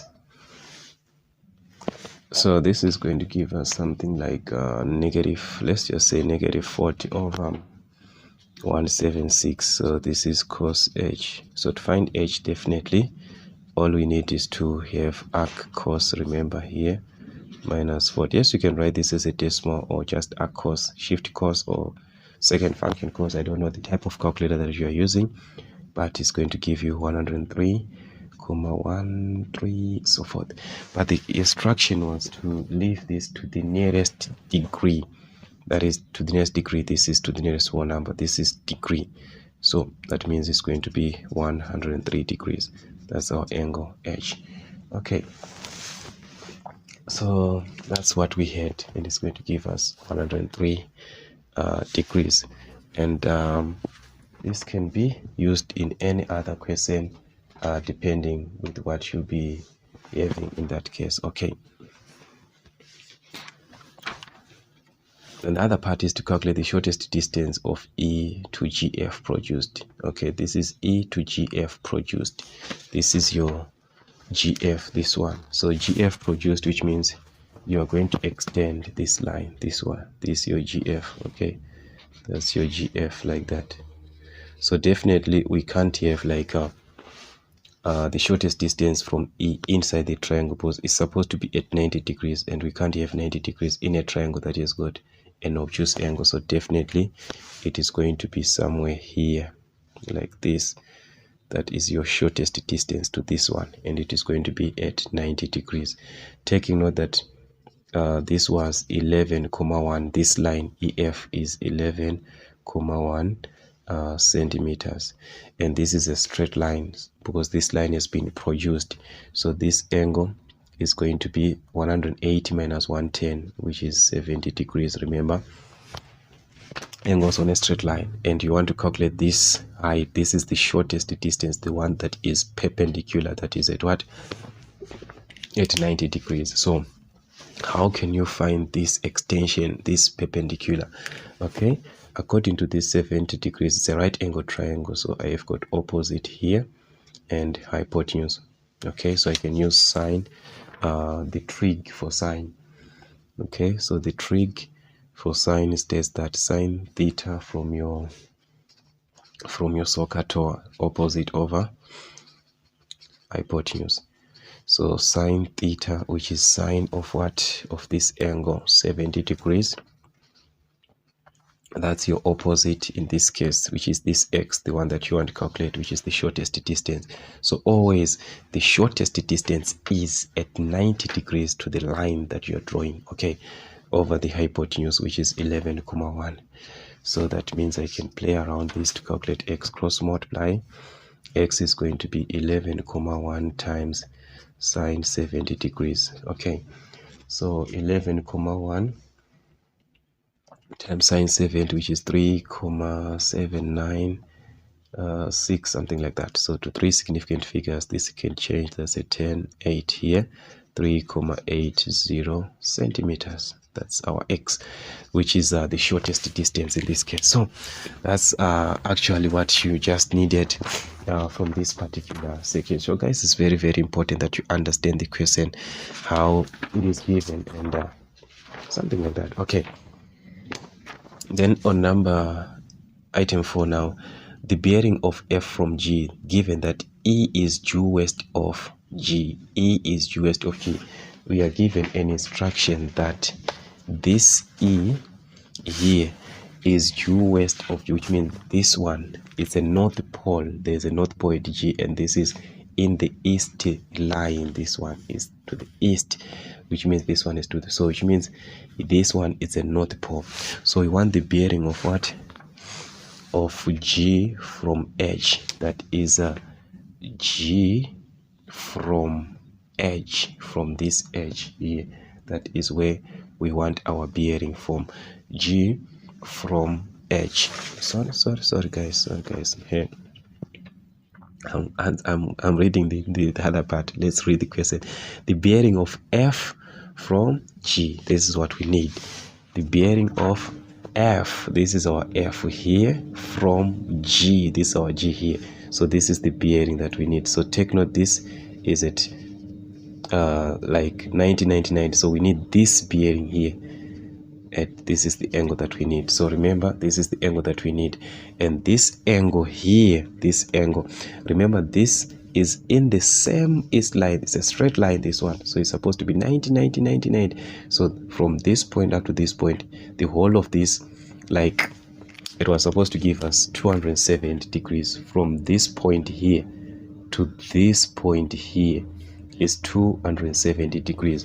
So only because of this 44, that is the one that made us not to complete this 270. So I'm going to subtract this 44 from 270. I have my bearing now. So this is going to give us 226 degrees. Okay, so that is the bearing that we had of what? Of F from G. It is going to give us 226 degrees. Okay, so depending with the type of bearing that you use, so this one is a 3-figure bearing, just like that. Okay, so these are the typical questions. All right, so let's see question 9. In this case, we are given, it is actually a transformation. Okay, so, and we've got triangle ABC with the vertices at A, B, and C, and we're asked to draw. Actually, here we are given a scale and everything, where we are supposed to mark and draw the triangle. So we are not going to waste much of the time. We're just going to mark our points, guys, and we'll be able to draw this particular triangle. So according to scale, this is what we have: 2, 4, 6, and so forth. So which means in between, that's where we have got 1, 2, 3, 4, 1, 2, 3, and so forth. So let us mark the first triangle here, which is A. The first point is given as what? 1, 1. Okay, that's 1, 1. So you just count 5 boxes in between: 1, 2, 3, 4, 5. Then 1, 2, 3, 4, 5 somewhere here. So this triangle, this point was going to be somewhere there. So you just mark with a plus like that in between that point. Okay, that's your A. So I'm just going to write it aside here as A. Okay, then B, which is 3, 1. So it's 3, 1 again. That is 2. 1, 2, 3, 4, 5. And it's the same point here, because it must be correspond with 1 here. So that is where it is going to be located. So this is our point B here. All right. Then C, which is 2, 3. That is 2 versus 3. So this is 2, 2. So 3, 1, 2, 3, 4, 5, somewhere there. All right. So let's hope I'm having exact points, because there's too much light, so I might mark them wrong, but that is where we are supposed to have these points, and all we can do is to join the points. So that's all we can do here. All right, so let's join these points. So make sure that you join the points properly, actually. Okay, so transformation, that's one of the easiest topics that you can capitalize on in paper 2. That's one of the easiest, especially if you're working with this platform, Maison African Motifs. I think you can agree with me that now it's one of the easiest topics that you can actually use this one. Okay, so it's just 1 mark. Just look at it, just to draw. You didn't calculate anything, just to draw, it's a mark. What type of a topic is that, guys? Just to draw a triangle, it's a mark. So it's an advantage, this one. I want you to see that it's actually one of the easiest here. Item 2, triangle ABC is mapped onto triangle A1, B1, represented by the transformation, represented by the matrix. Okay, draw and label triangle A1, B1. So here, whether you know this matrix or you don't know this matrix, these 3 marks you're supposed to get it. Whether you know this is the transformation for which, like is the matrix for which transformation, or you do not know, that one does not matter. These 3 marks you're supposed to obtain with them. Why? Because I told you, whenever you're given a matrix and you want to find the image, because A1, B1, C1 is the image, it's mapped onto this triangle. So this is the image, this is the object. So you simply have to use the matrix. So which concept is that one? Okay, remember I told you that so I'm going to just do calculations, yes, then we draw the triangle later on. Remember I told you matrix times object is equal to what? Is equal to image. So the matrix is this one that we are given, which is this part. So that's 1, 0, 2, 1. That's our matrix here, times the object. That is, the object is triangle ABC, okay, which is this one, AB. So you write these coordinates, but just write them as points, okay, so that they can be easier. So it's A, B, C as points, okay. Then your A here is 1, 1. So you write it as a point, but in matrix form, like 1, 1. And B, 3, 1. C, that's 2, 3. Whenever you are given a matrix, as long you are not given a consideration where there's a center, but even if there's a center, I explained how to attempt such type of a question. Okay, anyways, let us perform our matrix multiplication. Remember, it's row by what?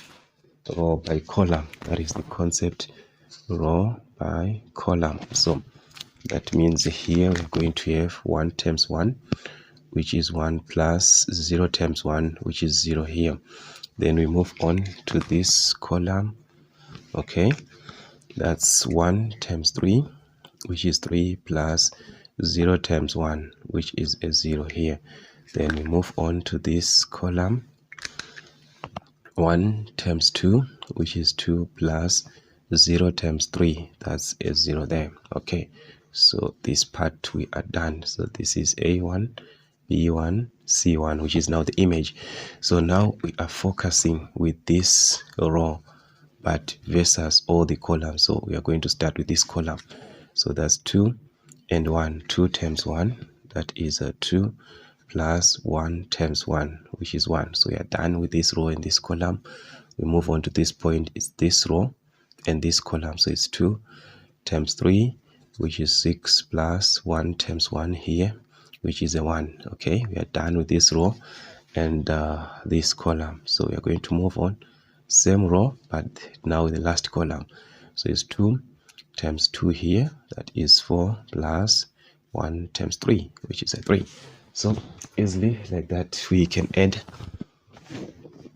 our points. That's A1, B1, C1, but this will be like in matrix form, because we're going to have 1 plus 0, which is 1, 2 plus 1, which is 3, 3 plus 0, which is 3, 6 plus 1, which is 7, 2 plus 0, which is 2, 4 plus 3, which is 7.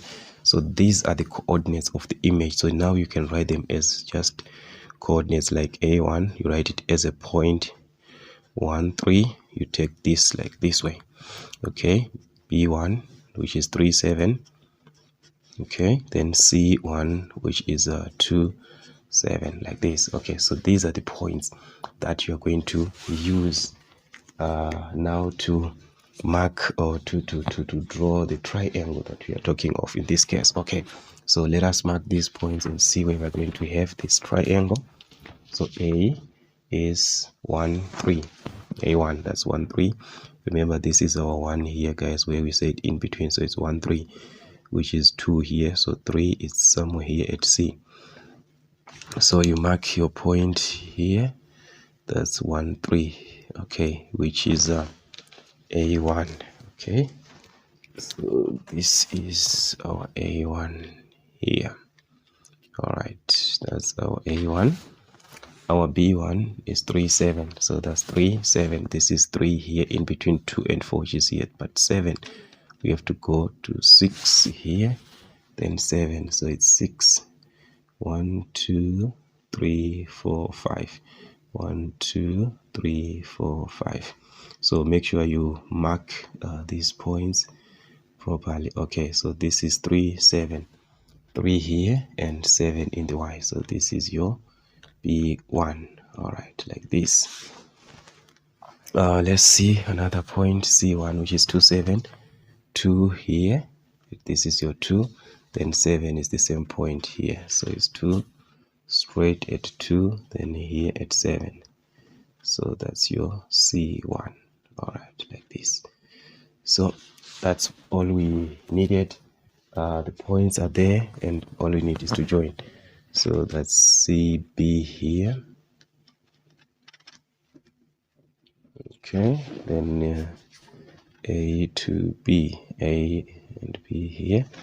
So this one we shall explain about the type of transformation which occurred here later on. But you're supposed to know actually this type of, remember when I explained your transformation, the matrices that you're supposed to know for each and every transformation. And this one is written as, this is the matrix, guys, 1, 2, 0, 1.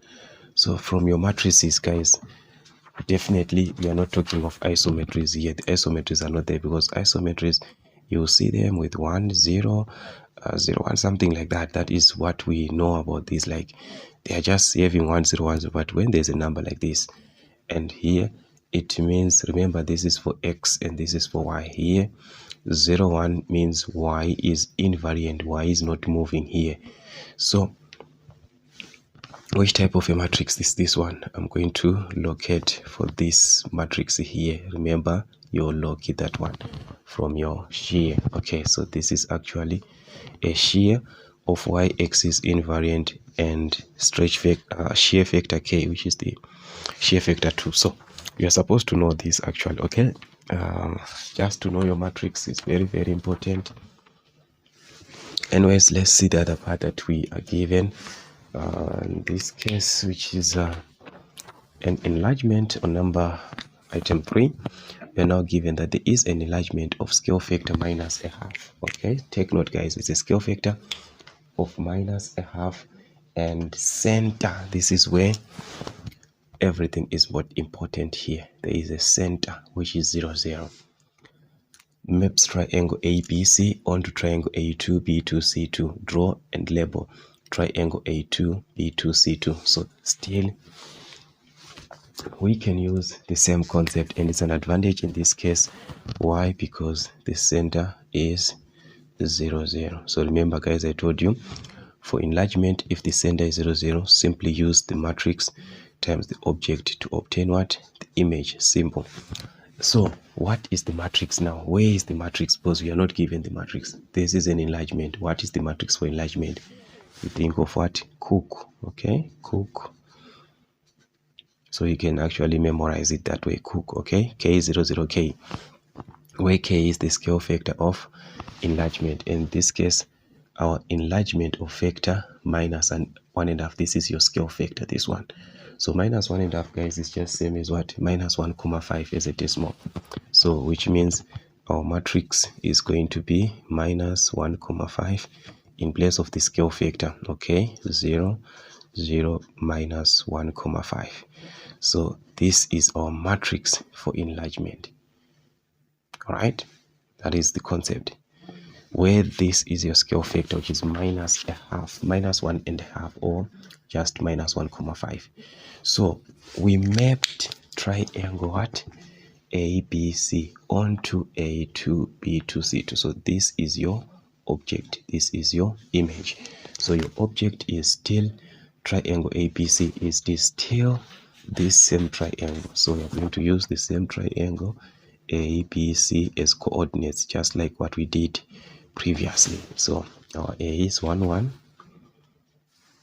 B, that's 3 1, C, which is 2 3, just like what we did guys. All right, so we shall perform our multiplication, which is row by what? Row by column. So we've got this row first versus this column.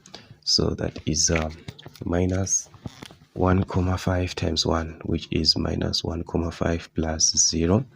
That's 0 times 1, which is 0 here. Minus 1,5 times 3. We are now at this column here. That's minus 1,5 times 3, which is going to give us minus 4,5 plus 0 times 1, which is a 0 in this case. Okay, we move on to this column, which is minus 1,5 times 2, which is minus 3, plus 0 times 3, which is a 0 there. So that's what you're going to have in this case. Then lastly is this row. Okay, versus starting with this first column, 0 times 1, that is 0, plus minus 1,5 times 1, which is minus 1,5. Okay, we move on to this column, that's 0 times 3, which is 0, plus minus 1,5 times 1, which is minus 1,5. 0 times to this last column, 0 times 2, that's 0, plus minus 1,5 times 3, which is minus 4,5. So that's what you are going to have at the end. So you can simply add, and you'll see that this is just going to remain as minus 1,5 minus 1,5 minus 4,5 minus 1,5 minus 3 minus 4,5. So these are the coordinates now of the image. Remember, matrix times object is going to give us the image, and our image is what?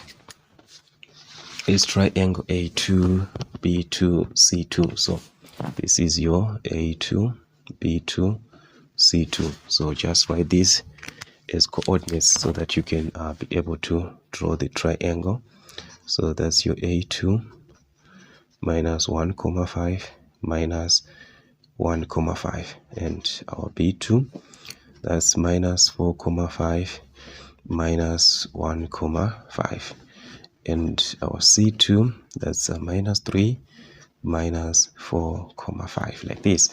So these are the coordinates now that we have, and for the image, and we have to mark these and be able to draw our triangle. Okay, so A1 is just minus 1,5. So you have to locate actually where is minus 1,5. Remember,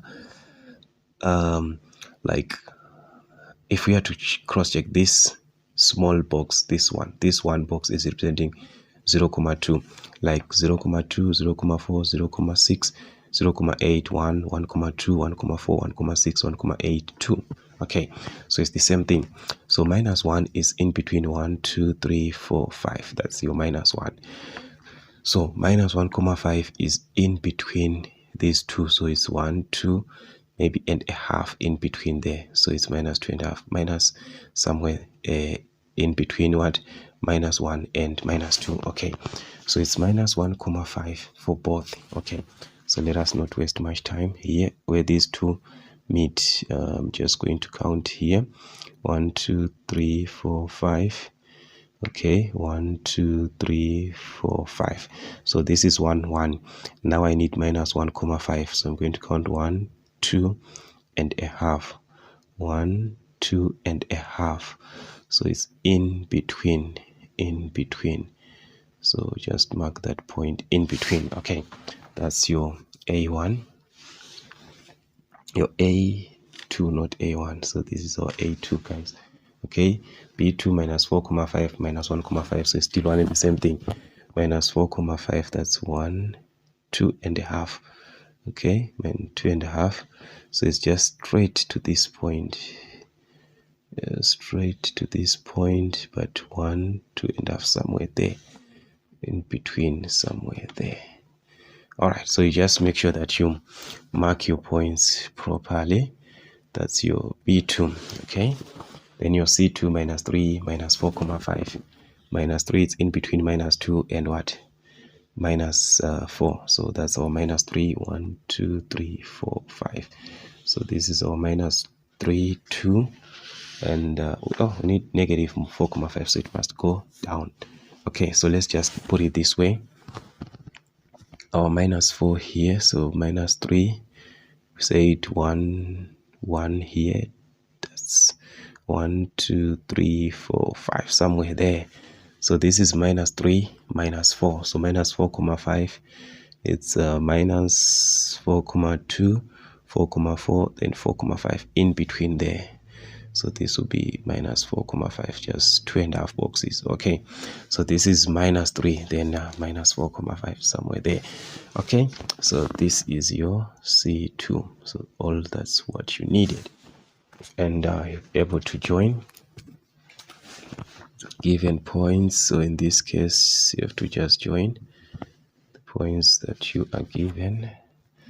So that is how the diagram was going to look like. So make sure that you join properly here. They might not seem visible because of the graph that I'm using, but you must be able to make sure that everything is properly done there. Okay, so this one, it's in between the line. It's actually in between the line. Okay, so that is how it was going to look like at the end. Just make sure that the points, they are properly indicated and so forth. So A2, B2, C2, that's what we had. And It's very, very important. So guys, this is what we had. So simply when you're given enlargement, unless if the center is not 0 0, remember I explained this part on your enlargement on your enlargement there, transformation for enlargement. I explained that when the center is not 0 0, what are you supposed to do? So you can consider watching those videos so that you can understand more and more and more. All right. On the other part, which is on B item 1, now they are asking us to describe the transformation, completely the transformation represented by the matrix in A item 2. Remember there, we just drew this, but we didn't explain. But if you are to cross check, guys, I actually wrote this when I was explaining that this is for what? When I was explaining this part here, that this is for shear and so forth. So now you are explaining. So to explain, you are supposed to know the matrix. So like I said, this is our loci, this one, but it is in this way. Remember, loci, this one is what? For a shear. So this one was 1 2 0 1, like this. So if you know that this is the matrix for shear, therefore you are now describing the transformation. So this is B item 1. Okay, you are describing this matrix. So it is a what? It is a shear. You don't need to know the diagram. The matrix can tell us, okay, it is a shear. This is X and this is Y. Y is remaining as it was. So this is Y. X is invariant. Okay. Y axis invariant. Then our shear factor. Shear factor 2. Remember, K is your shear factor. So shear factor 2, just like that. So you must be able to know all the matrices, okay?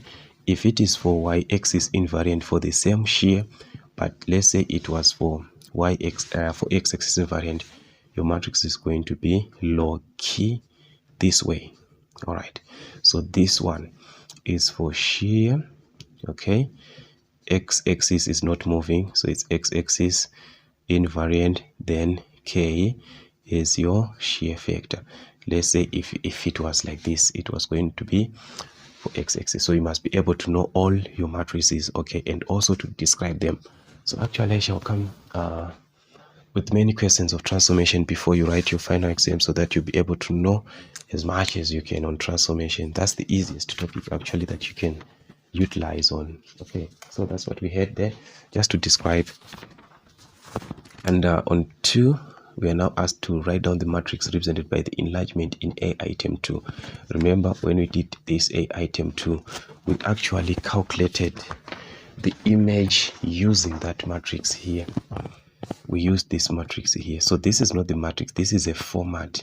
This is your matrix here. Okay, so remember we said matrix for enlargement. Matrix for enlargement, we say this is Cook. Okay, K 0 0, K, like that. So where K is this, now you write as it is, the scale factor as it is, minus 1.5. Last time we just wrote it so that we'll be able to do our calculations in an easier way. Now you have to write it properly. So this is the matrix that they just need there.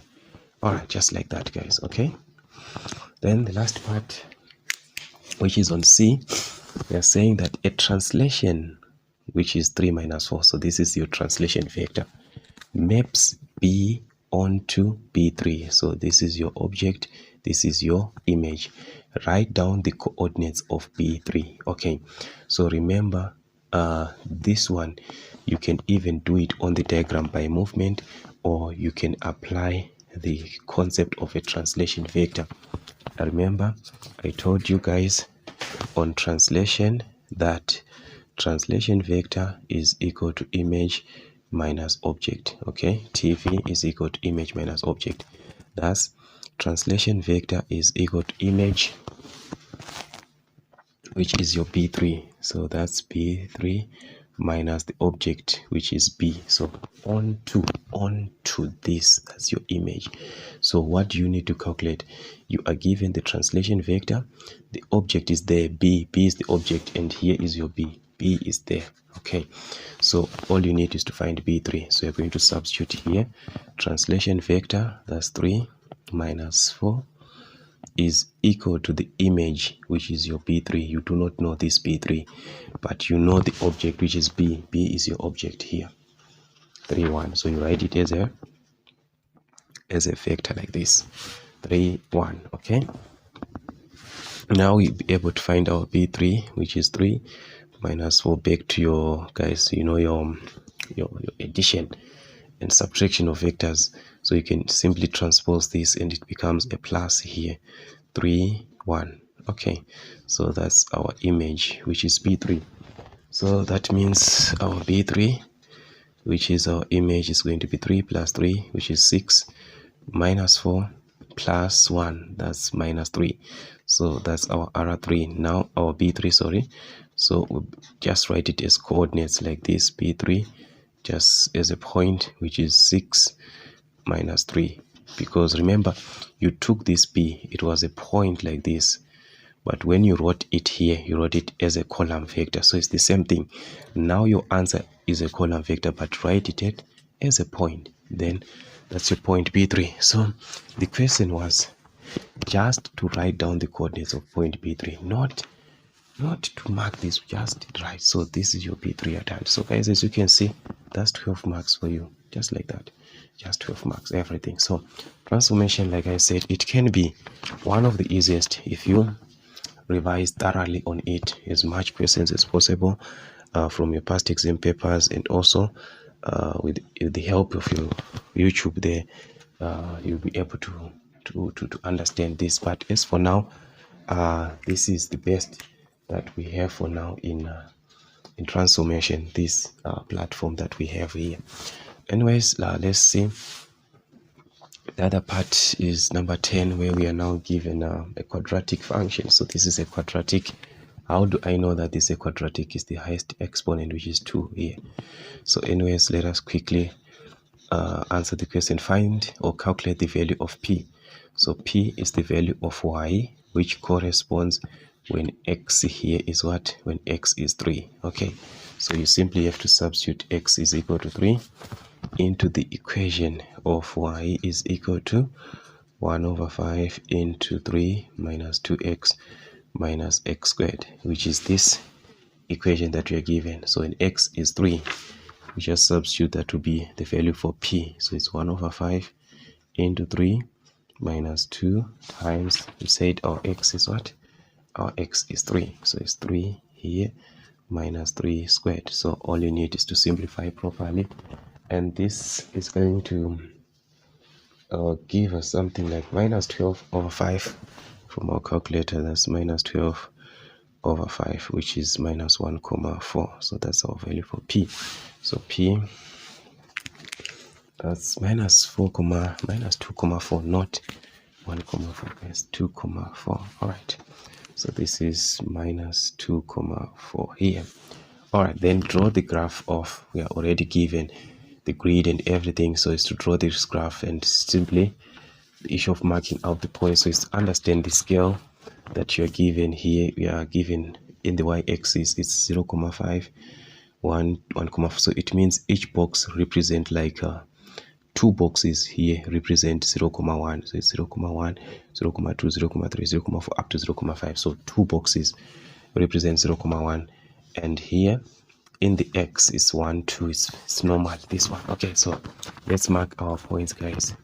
Minus 4, minus 1. Okay, x is minus 4, y is minus 1. So you simply need where these 2 points meet, minus 4 in x and minus 1 in y, where these 2 points meet. Okay, so that's somewhere here.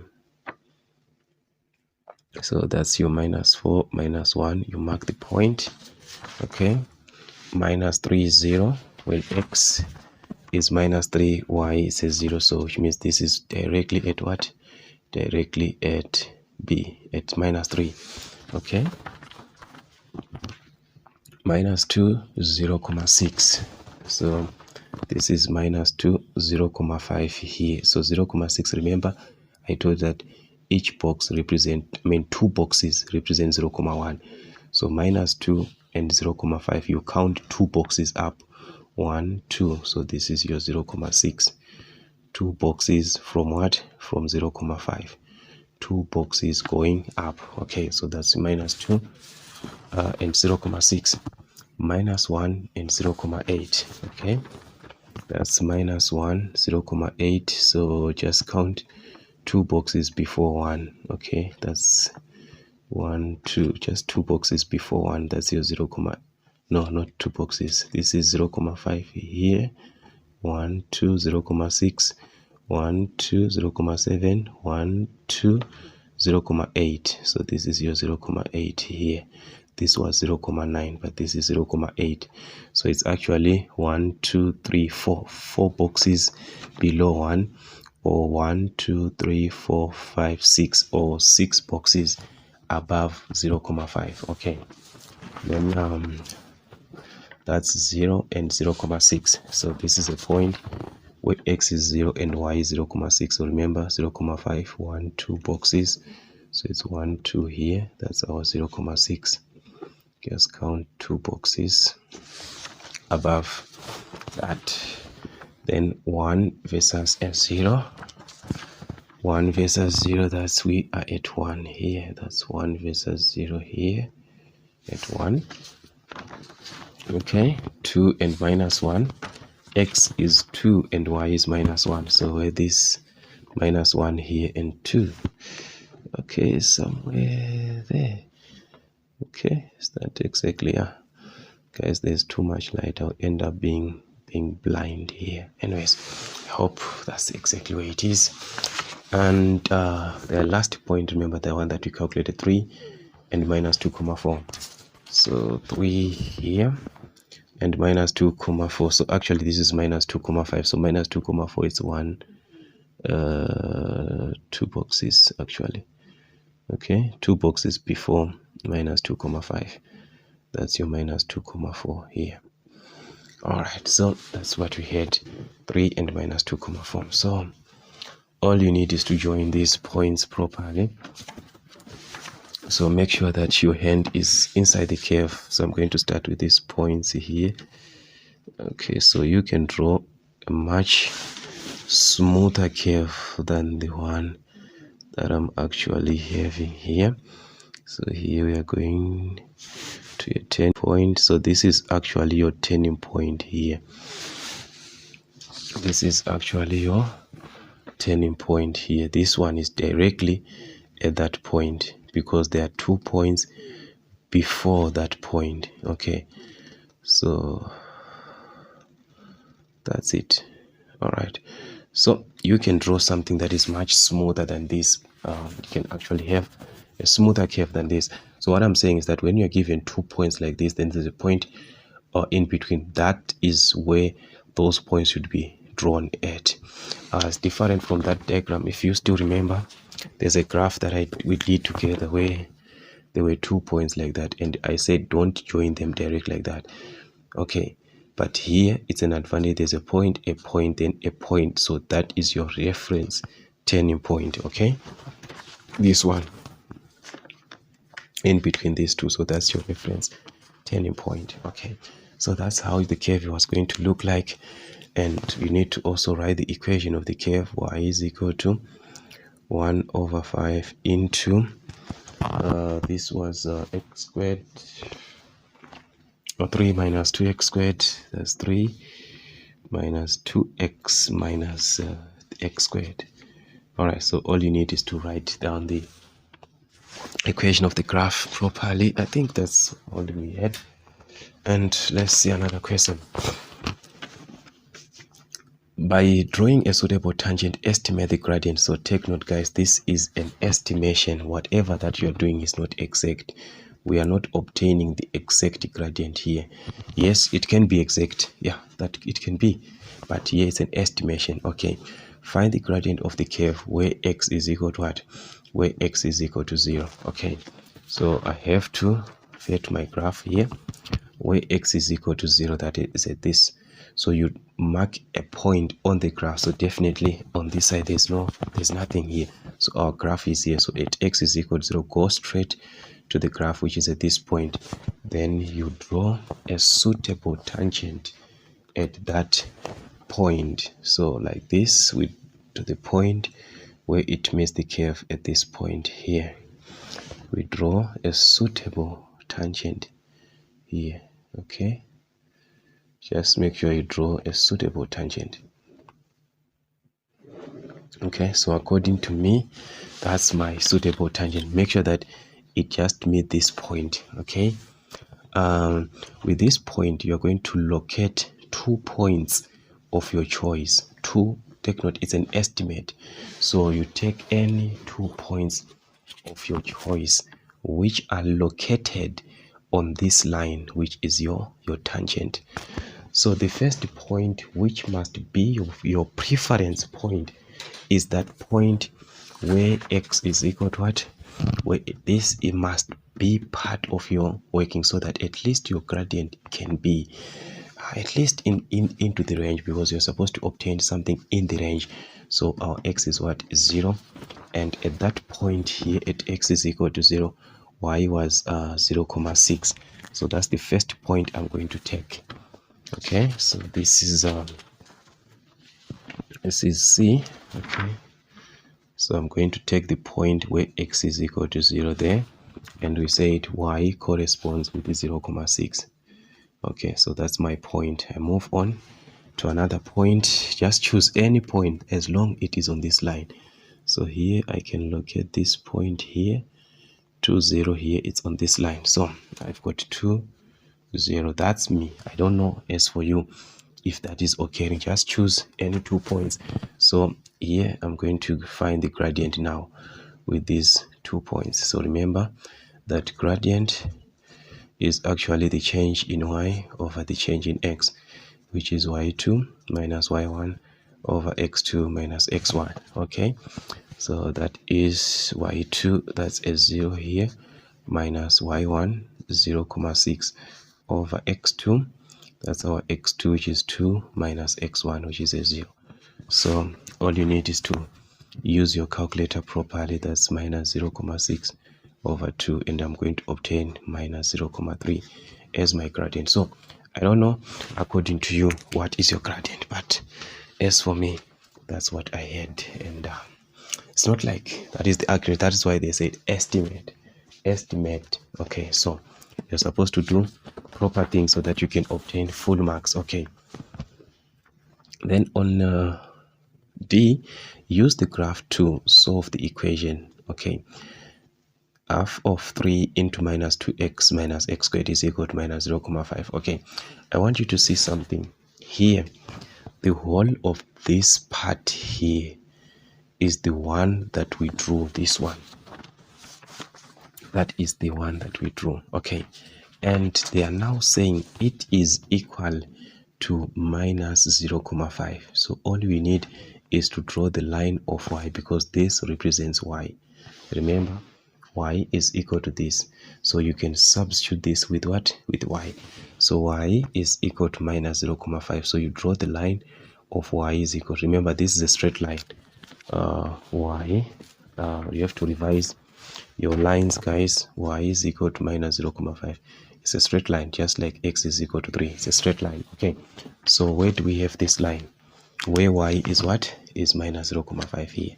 We draw a horizontal line. That's the line of y is equal to 0,5, this one.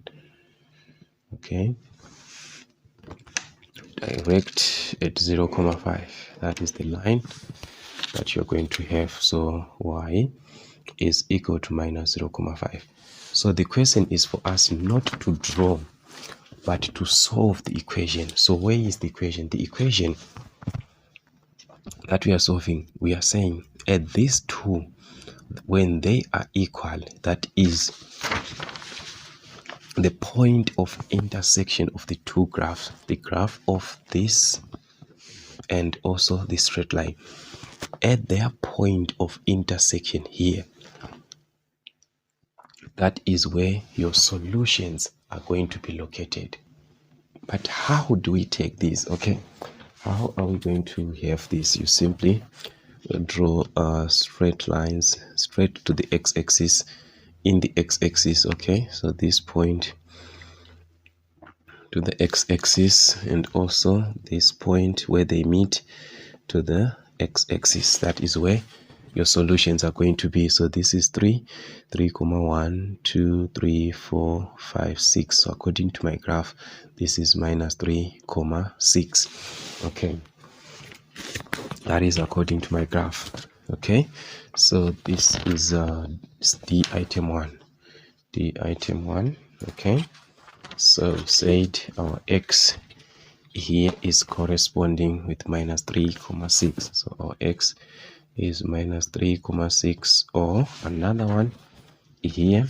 Okay, let's come to this side here where this meet at this point is 1 comma 1 2 3 4 5 6 again. So it's 1 comma 6, or x is equal to 1 comma 6. So these are the possible solutions that we are going to have where these two meet, the graph of a quadratic and the graph of a straight line. Simple like that. Okay, so which means for you to obtain exact values, this graph here must be as smooth as possible, not a glossy graph but a smooth graph. Okay, so that's what we had. Then find an estimate area bounded by the x-axis and the curve.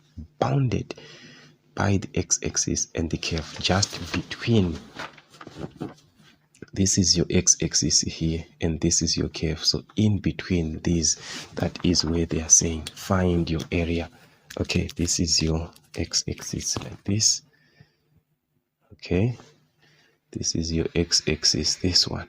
Okay, so they are saying find area bounded by this x-axis and the curve. To be bounded, that is in between, which means we are talking of this region here in between the graph and what, and the x-axis. This is the region that we are talking about here, in between. So that means in this platform, in order for us to have this, remember I told you guys, count these boxes. Okay, this is 100, the whole of this box, this is 100. So you count here, this portion, you count here, you count here, you count here. So you count all these boxes in between this region. Okay, so count all those small boxes. Okay, after counting your boxes, your area, remember I told you that the area is going to be number of boxes, which is the ones that you calculated here. Okay, maybe you got 500, you got 300, you got whatever that you got here. That is what you're going to have. That is your number of boxes over 100 times. So this is the most important part. Here you are going to obtain different boxes with your neighbor because your graph is not smooth as your neighbor. That is why the question is find an estimate. It's not an exact value. Okay, but that is how you do it. So here I'm saying after counting everything, here is the most important part. You multiply by area of the square unit, area of square unit. So the square unit is this box here, the first box, this box. What is the area of each box? That is your square unit, this box here. So the area is from this point to this point is what? It's 1 times from this point to this point it's 0.5. So that is the area of the square unit. So it is going to be number of boxes. I don't know how many boxes did you obtain, over 100 times 1 times 0.5, which is 0.5. Sorry, 0.5. So I don't know what you're going to have. That is going to be your answer in square units. So calculate those boxes, count them one by one, count them one by one. So a half box and another box combined, they give us 1 box. So don't leave out those half boxes. You count, maybe it's a half and another half, then it's a 1. So it's an estimate, it's not exact. So that's what we had. So I think that's everything, guys, and there's actually 12 marks for that. So you see that section B, yeah, you can actually target 1 or 2 areas that you can take advantage of, if that can be the case.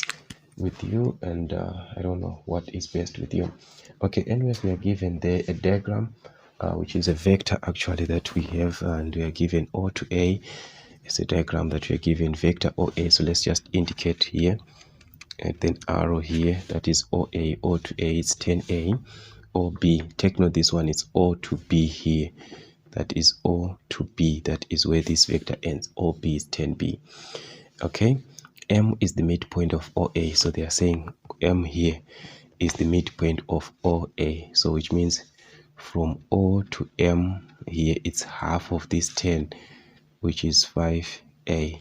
From M to A it is going to be also 5A, because we are saying this is the midpoint, so it's half of 10. Okay, then T is a point on AB. This T is a point on AB such that AT over AB is 3 over 5. So what does it mean? AT has got 3 parts. This is your AT with 3 parts, not vector, just 3 parts of the line.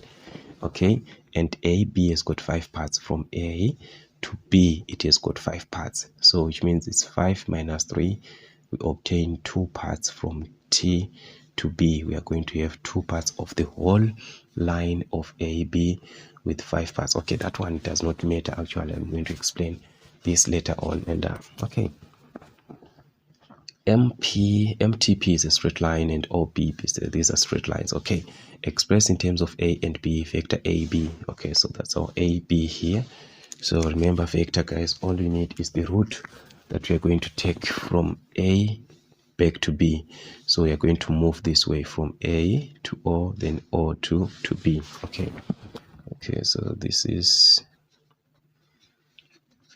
vector AB.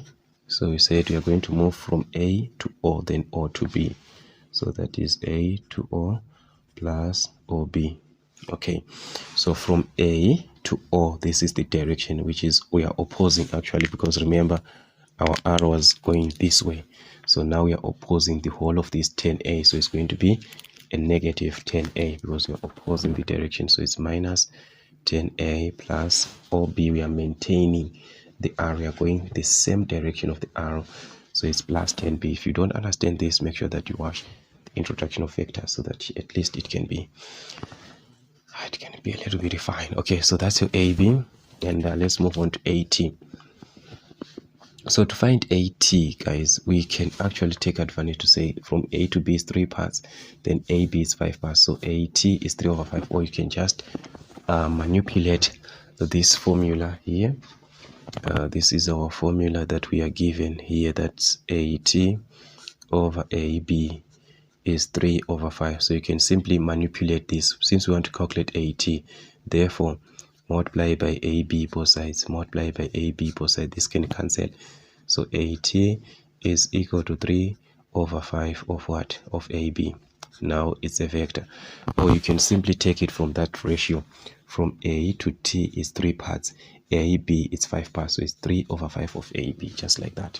So AT is 3 over 5 of AB. But we need this answer in terms of these vectors A and OB. So we are going to substitute our vector B. So it's 3 over 5 times vector AB, the one that we calculated here. Okay, and what was that answer? Our AB was minus 10A plus 10B, so it's minus 10A plus 10B, just like that. So all you need is to multiply properly. You just need to multiply 3 over 5 times minus 10, this one, so it's actually minus 6, so it's minus 6A. The same thing, 3 over 5 times 10B, which is going to give us positive 6B. So this is our A to T as a vector, which is 6 minus 6A plus 6B. So actually, as you can see, it's a matter of play around with the formulas, and whatever that you get, you must be very, very careful because you're going to use it later on. Okay, then on item 3 of that same question, MT, I want us to find vector MT. This is item 3. Okay, vector MT. So what is going to be the root now from M to T? Okay, remember now we have this vector here from A to T. This one we have it from A to just T. We just obtained this one, which was minus 6A plus 6B. That's our AT. This one here, that's our AT. So which means we can simply have a continuation from this part. When I'm saying we can simply have a continuation, is that as we need to find this from M to T, so we can use this direction from M to A, then A to T. Okay, so our MT, make sure you always start with this letter here that is on the first point. So it's M to A, and you end with this T, so it's A to T. Now it can make sense like that. So that can be my vector. So you can choose any direction as long that direction starts with M and ends with T, it's fine. Okay, so what is our MA? Remember guys, we talked about M being the midpoint, and I told you that this is going to be 5A, half of 10. So this is M to A, which is 5A, and it's a positive because we are maintaining the arrow. Okay, so this is 5A plus AT. AT is this one that we obtained here, which is actually minus 6A plus 6B. Okay, so we can actually expand brackets and collect like terms. So it's plus and minus, that one is going to remain as a minus, plus and a plus, that's a plus. Okay, just like your normal brackets. Okay, so 5 minus 6, that's a negative 1, so it can be negative 1A plus 6B. so negative 1A is simply negative A, just like that. So this is our vector MT. So just have to keep this just like a record and keep it aside. Okay, so let's move on to another part, which is in this case now applying the ratios to say if it is given that. So always guys, take note of this question. It's one of the easiest. OP is K or B. What does this mean? This is what it means here. Let me just first write it down, then explain. This is K or B. This K here is your scalar. Okay, a scalar is just a constant term that multiplies each and every term. So there's nothing special about that. It's just a number, just like 2, just like a half, just like a third. So nothing special about this being K. So you simply multiply K times OB, because we have OB direct, or OB is there from O to B. Remember, it's 10B. So it's just, that is what they mean, just like that. So let's multiply K times 10 is going to be 10K vector B. So that's our vector OP. So that what it means from O here to P, the whole of this O to P here, it's 10K vector B. That's what it means, just like that guys. Okay, then another part here is now also we are given another condition, that it's not only that the same OP can be given by this, then show that it's okay. So let's start by writing this before we work out the show part there. What does this part mean guys? Okay, we are given that it is given that the same OP that we are talking about, it can be given by this root, which is OM plus HMT, like this. All right, that is what they have given, and they're saying we have to show that this is going to reduce to this. Okay, so this is like simply a matter of a substitution, because I have got everything here, this MT and this OM. So what am I going to do? Simply substitute, isn't it? So all you need is to simply substitute this part that we are given, the OM. Okay, do we have it from our diagram here? Yes, from O to M. This is O to M, or M, which is 5A. Remember the direction is maintaining, and we said it's half, so it's 5A. That's our OM, which is 5A, plus H, which is a scalar. So this H is a scalar, times vector MT. Do we have this vector MT, this one? Yes, if you still remember, we calculated this one here on item 3, so we have to locate this vector. Okay, so let's locate our MT. which is here. This is our MT. We calculated this and we obtained minus A plus 6B. So that's all we need to substitute here. After substituting, you can simplify until you obtain this expression that they had given us here. So how did they obtain that expression? Okay, here I'm simply referring to okay, let's expand brackets first so that we can I can explain what I need to explain here. So this is what is going to be this is what is going to happen here. Multiply by the constant h, it's plus here, so it's plus and minus, which is minus HA, okay, like this. Then it's plus and plus, which is plus 6HB. So you're multiplying the constant. So always try by all means when you are multiplying, write the number, the constant, then the vector, whatever the way that you're going to have, but number, constant, vector, number, constant, vector. Okay, just like that. Number, constant, vector. Okay. This is what we have here, and if you were to cross check here, vector A and vector A, they are common, so I can actually factor out this vector, but take note the vector is written at the end. That is why I have to write this vector at the end of the bracket, not the way I am used to of writing like this. No, guys, remember this whole thing is a number, so you can't write a vector like this. You want to write vector 3a and they write vector 3. No. This is 3 vector a like that. So a number starts, then the vector. That is why your vector is written there. That is how you do it. Okay. So if I factor out this because it's common, I'm going to be left out with 5. If I factor out this a, I'm going to be left out with h. So that's what I'm going to have in this case, and this is plus 6hb from the other side. So at the end, this will be my vector OB, which is actually the one that they asked me to show, and is that so? Yeah, that's what we have. So that's this part. We have managed to show this part. Okay, then what next? Let's see the other part, which is the next question. What are they asking us to do now? Using the results in B and C to find the value of H and K. What were the results in B and what were the results in C? Okay, from B we had OP here. This is what we had. These are the results that we obtained from our OP. From B we had OP.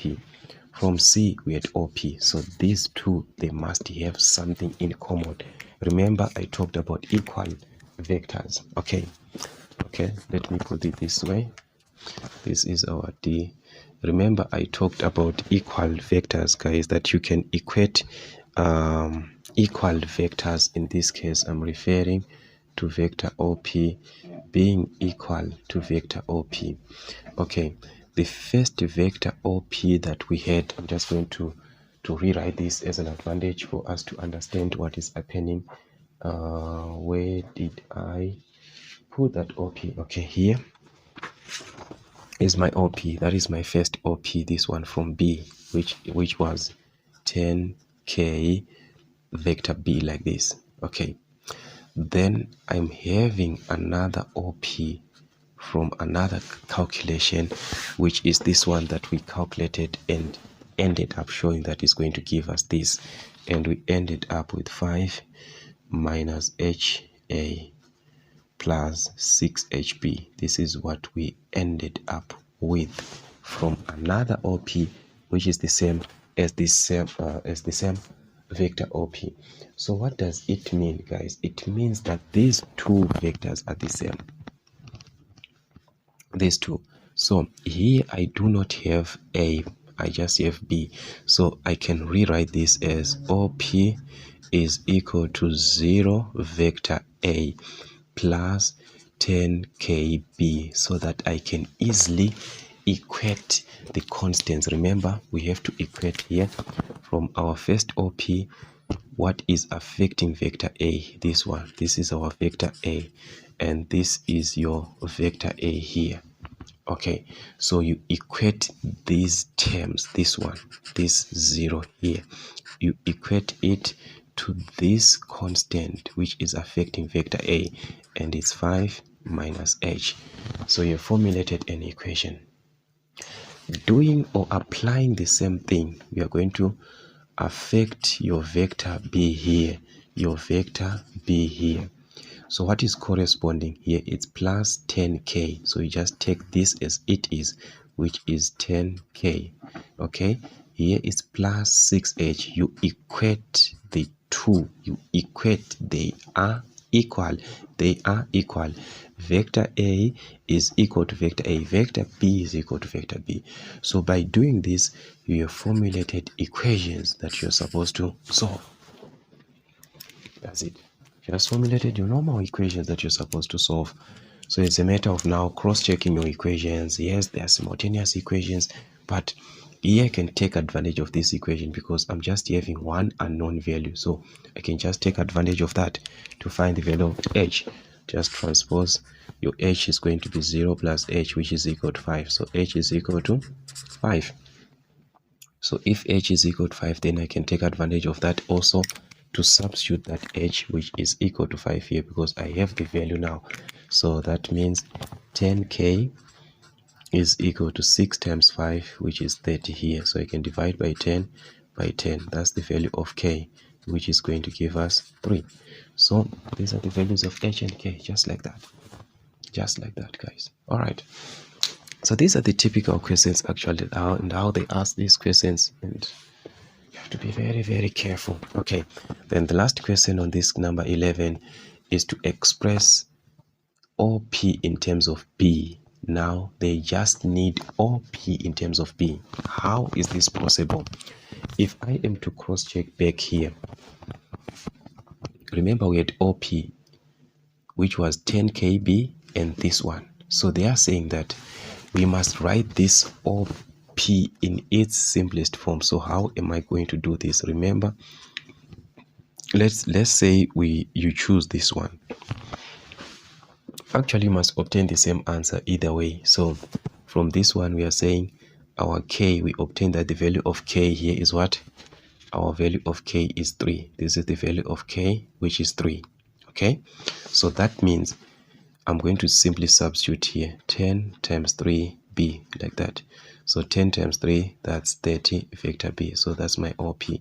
So this must not be like it's a one-sided answer. No, even if you choose this side, you must obtain the same thing. But here, take note, this equation, it consists of h. So let's take it and see if we are going to obtain the same answer. That is the other thing to prove that our answer is correct. If not, we are going to obtain different answers here, and that means our answers, they are wrong. Okay, so let's see. Let's substitute the values that we have got here, which is the value. Now we are substituting the value of what? H, because this equation consists of h. So in place of h, substitute 5. So it's going to be 5 minus 5, and this is 5 here. So 5 minus 5, actually that's a 0 here. 6 times 5, that's 30. So you're going to have 30b. This is just 0 here, so it's just 30b.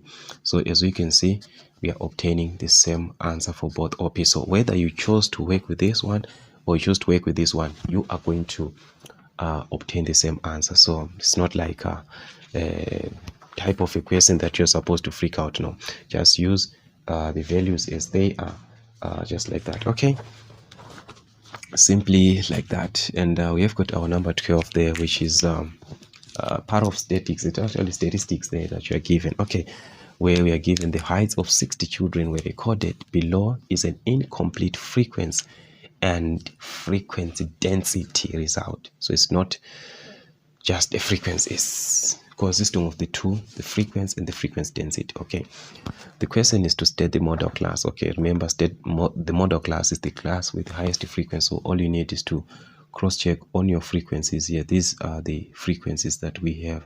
So which one has got the highest frequency? So that's here of 18. So 18 corresponds to this class. This is the class. Okay, so which means, let me see if I'm able to write this. Yes, I can be able to write here because I've used the last page. So our model class is going to be 120 less than h less than equal. You write this as it is. Don't change this format. Okay, as it is, that's your model class. Then find the value of m. So what does this m represent? M is representing the frequency density. And how do you find frequency? That is what you're supposed to ask yourself. Remember, frequency density is frequency over the class width. So it means M, which is representing the frequency density, is the frequency in that class, and the frequency here is what? It's 8 over the class width. Remember, your class width is upper class minus the lower class. So upper class here 130 minus 125. So 130 minus 125, which is a 5. So you can easily divide these two. That's 8 over 5, which is 1,6 here, 1,6, something like that. So that's our M here, which is 1,6, which is your frequency density, 1,6. Yeah, let's just mark. You never know, we might need to use this value later on. Okay, then that's our B. Then on number 12C, calculate an estimate of the mean height. So the mean height, so this time I'm going to use this page because here I'm going to affect the other page here. So this is C. So remember guys, the mean, I told you that all you need is to find the class center which corresponds to the frequency. You multiply to the frequency that correspond each and every class. You find its class center, you multiply that to the corresponding one, to the corresponding frequency, like that. So that's simply taking the information that we have here. And how do we find the class centers? Remember, your class center, guys, is simply you add the lower class to the upper class, these two, then you divide them by 2. Okay, so your calculator, guys, it can do that much better.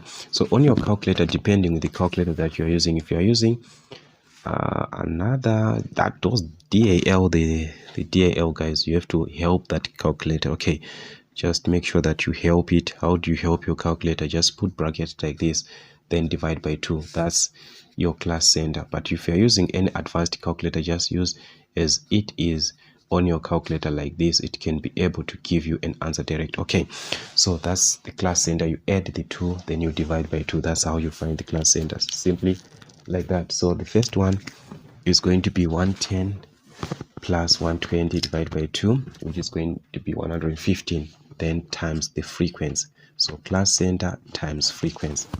So 115 times the frequency, which is 12 in this case. Okay, plus we move on. You add these two, 120 plus 125, whatever that you get, you divide by 2. So you're going to obtain 122,5. That's your class center times the corresponding frequency, which is 18. So that's what you simply do throughout. 125 plus 130, whatever that you get, divide by 2, which is 127,5 times the frequency, which is 8, which corresponds with that class. Plus, we move on to this class of 130. 130 plus 145, divide by 2, which is 137,5. So that's 137,5 times the corresponding frequency, which is 12 in this case. All right, and the last class, our last class is 145 to 150. So you add these two, divide by 2, which is 147,5 times the corresponding frequency, which is 10. So that's it. Class center times frequency, class center for each and every class, then everything over the total frequency. So the total frequency are the heights of 60 children, or you add these together if you want, but already you are given that it's 60. That's your total frequency here, which is 60. Okay, so that's it, guys. All you need is to expand everything, combine everything, I think, so that it can be easier for us. So the first part here is going to give us 1380 plus, if you multiply this, is going to be 2205 plus, if you multiply these two, is going to be 1020. Yeah, make sure that you use your calculator properly, and I hope I did also use mine properly here. Okay, that's what you're going to have, everything over 60. So you're multiplying each and every part, then you combine, add everything on the top there. It's going to be 7,730 over 60. Okay, so that's your mean, guys, which is 128, this is paper 2. Use your calculator comma 83, something like that. So all you need is to use your calculator properly, guys. Divide everything, whatever is applicable. I think that was it, guys, and it was actually direct. Okay, on number D, we are now given that there are 2 students which were picked or which were definitely chosen from the group, and this was done at random. Calculate the probability that one had a height that is more than 20 and the other had a height that is greater than 145. Okay, so this is the consideration that we are having, that one is a height that he had a height not more than 120. Not more than, what does it mean? It means this height is actually less than, because it's not more than, so it's less than, but not just less than, it's also less than or equal to 120. What this height is supposed to, it's not supposed to exceed 120, so it can be equal to 120 but less than 120. So which height are we talking about in this case that is less than 120? This is the height here. H is less than or equal to 120 here. So anything that is less than 120, we are talking of this number. How many people are there? There are 12. Okay, so our probability is going to be those 12 over the total. How many students are there? Remember, we are given 60 students. Okay, so that's the first one. The other one that we are selecting is, and the other yet a height greater than 145. So the height is supposed to be greater than 145. So where do we have a height greater than 145? We have to locate for this one. Our height is greater than 145. Okay, so where is that height?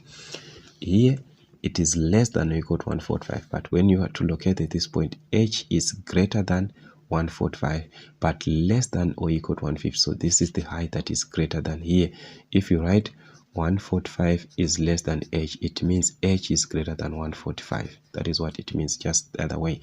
So we are talking of 10 students who are there, and they are not affected because we picked these ones. There we have got different heights, so these are 12, these are 10, but there is only one thing that is going to be affected. And what is it? We picked a student here, which is one of them out of 60. We just selected one. So how many are remaining? We are going to remain with 59 students in all. So that is what you're going to have at the end. And if you are going to apply this, that's 11 over 295. That's what you're going to have. So that is it, depending. But if it was a with replacement type of equation, if it is with replacement, then you just have to use as they are.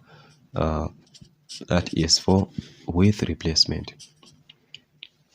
With a replacement. Okay, that is what we are going to have it. Okay, so anyways, that's what we had for our probability. We just have to apply the question as it is. Okay, let's see the last part of it now, which is to draw a histogram which represents this information. Draw a histogram. Okay, so how do I draw, how do I end up with a histogram? All these graphs, guys, explained about this, how to draw these graphs and so forth. Anyways, here we are already given our height and the frequency density. Also, always when you are to draw a histogram, it must have the classes. You work with the classes, okay, and the frequency densities. Okay, so it's very, very important. So all you need is to have your frequency density. This part of frequency is no longer helping us to have this graph. It doesn't work. You work with these classes. So you're saying from 110 to 120, the frequency density is 1,2. From 110 to 120, so that is from 110 here to 120 here. That's your 120. Your frequency density is 1, so you're supposed also to understand this scale. So each box here represents 0,1, like 2 boxes represent 0,1, like 0,1, 0,2, 0,3, 0,4, 0,5. So 2 boxes, they represent 1 here, and here it's 5 10, like there's a difference of 5. If you have to cross check here, 5 5 5 5 in between, so which means 2 boxes represent 1. 2 boxes here represent 1, but here 2 boxes represent 0, 1. Here 2 boxes represent 1. Okay, so let's locate 1, 2. Okay, so 1, 2, we are going with this 120, 110 and 120 to 1, 2. So this is 1 here, and we said 2 boxes represent 0, 1. So we are going to count 1 2, that's 1, 1, 1 2, that's 1, 2. So 1, 2 is here, which means we are talking of 1 2 3 4 boxes above 1. So that's 4 boxes above 1. 1 2 3 4, somewhere here, 4 boxes above 1, just like that. And can actually have this. So let's just put this together at 1, 2 back to 120 here.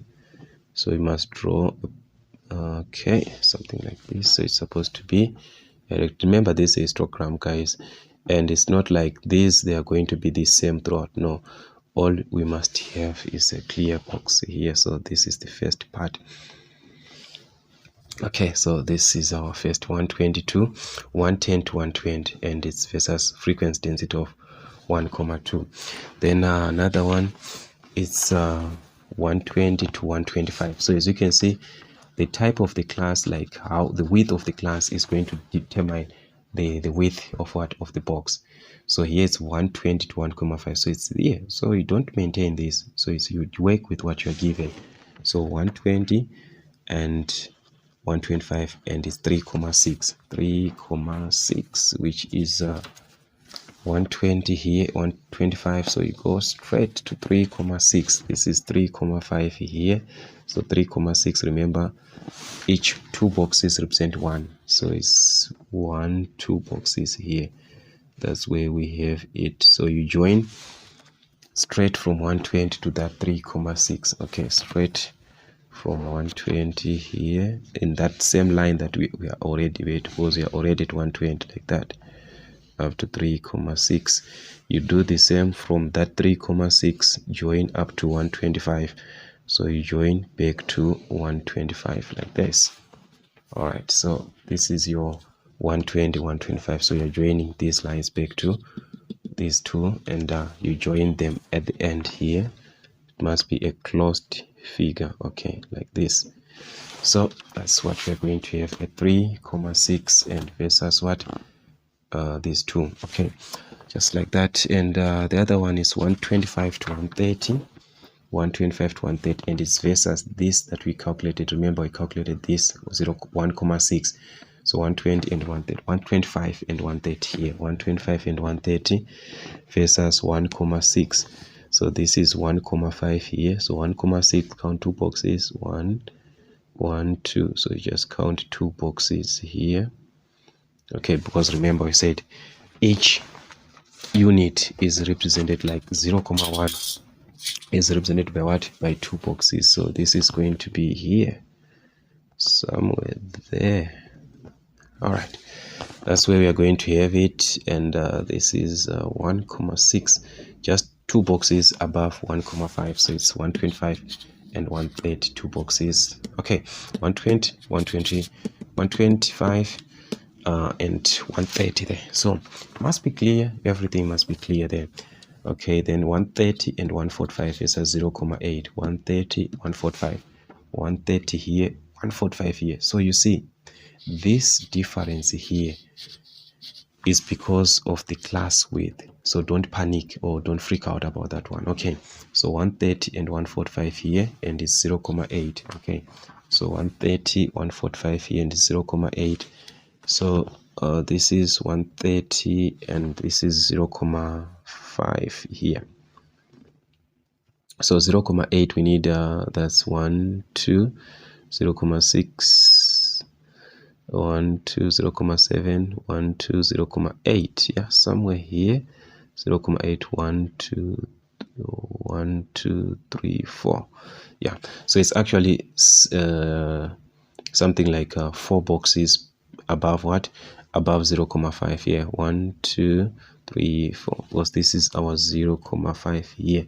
So we said 1 2 3 4 5 6, yeah, 6 boxes above 0.5. That's where you have your 0.8. Okay, so it's actually up to 145. Remember, this is going up to 145 here,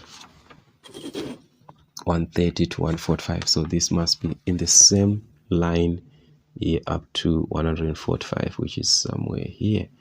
All right, so all you need is to join this up to 145. So that's a histogram for you guys, simply like that. Okay, then we join this to 145 like that now.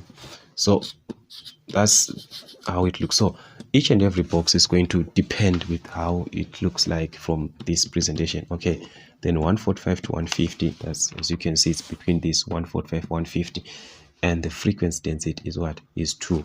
So which means we have to draw this line up to 2, from 145 to 150 up to 2 here. This is our 2 somewhere here. This is where our 2 is. So we have to join this up to 2 from 145. So you don't separate these boxes. No, each and every box is in contact with another. Okay, so this one must correspond with 2 here. All right, so this is actually, this is actually at to this point. Sorry for that. So that is how it is going to look like. So each and every box must be displayed accordingly. So you see that it's going to be different depending with what. How is it different? It depends with the information that you're given the class. So, and also you will see a lot of things as you move on, that the area of even each box, this box here, the area of this box is your frequency density, the area.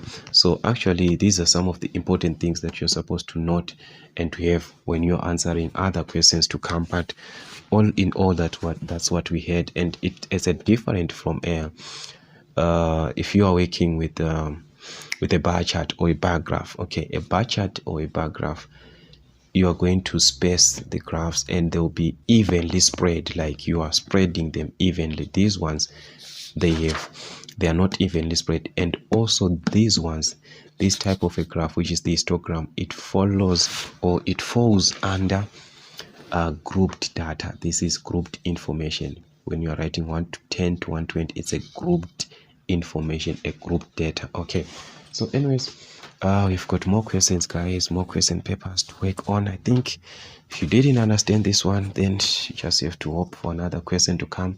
Maybe you might understand from that way. But for now, till we meet again.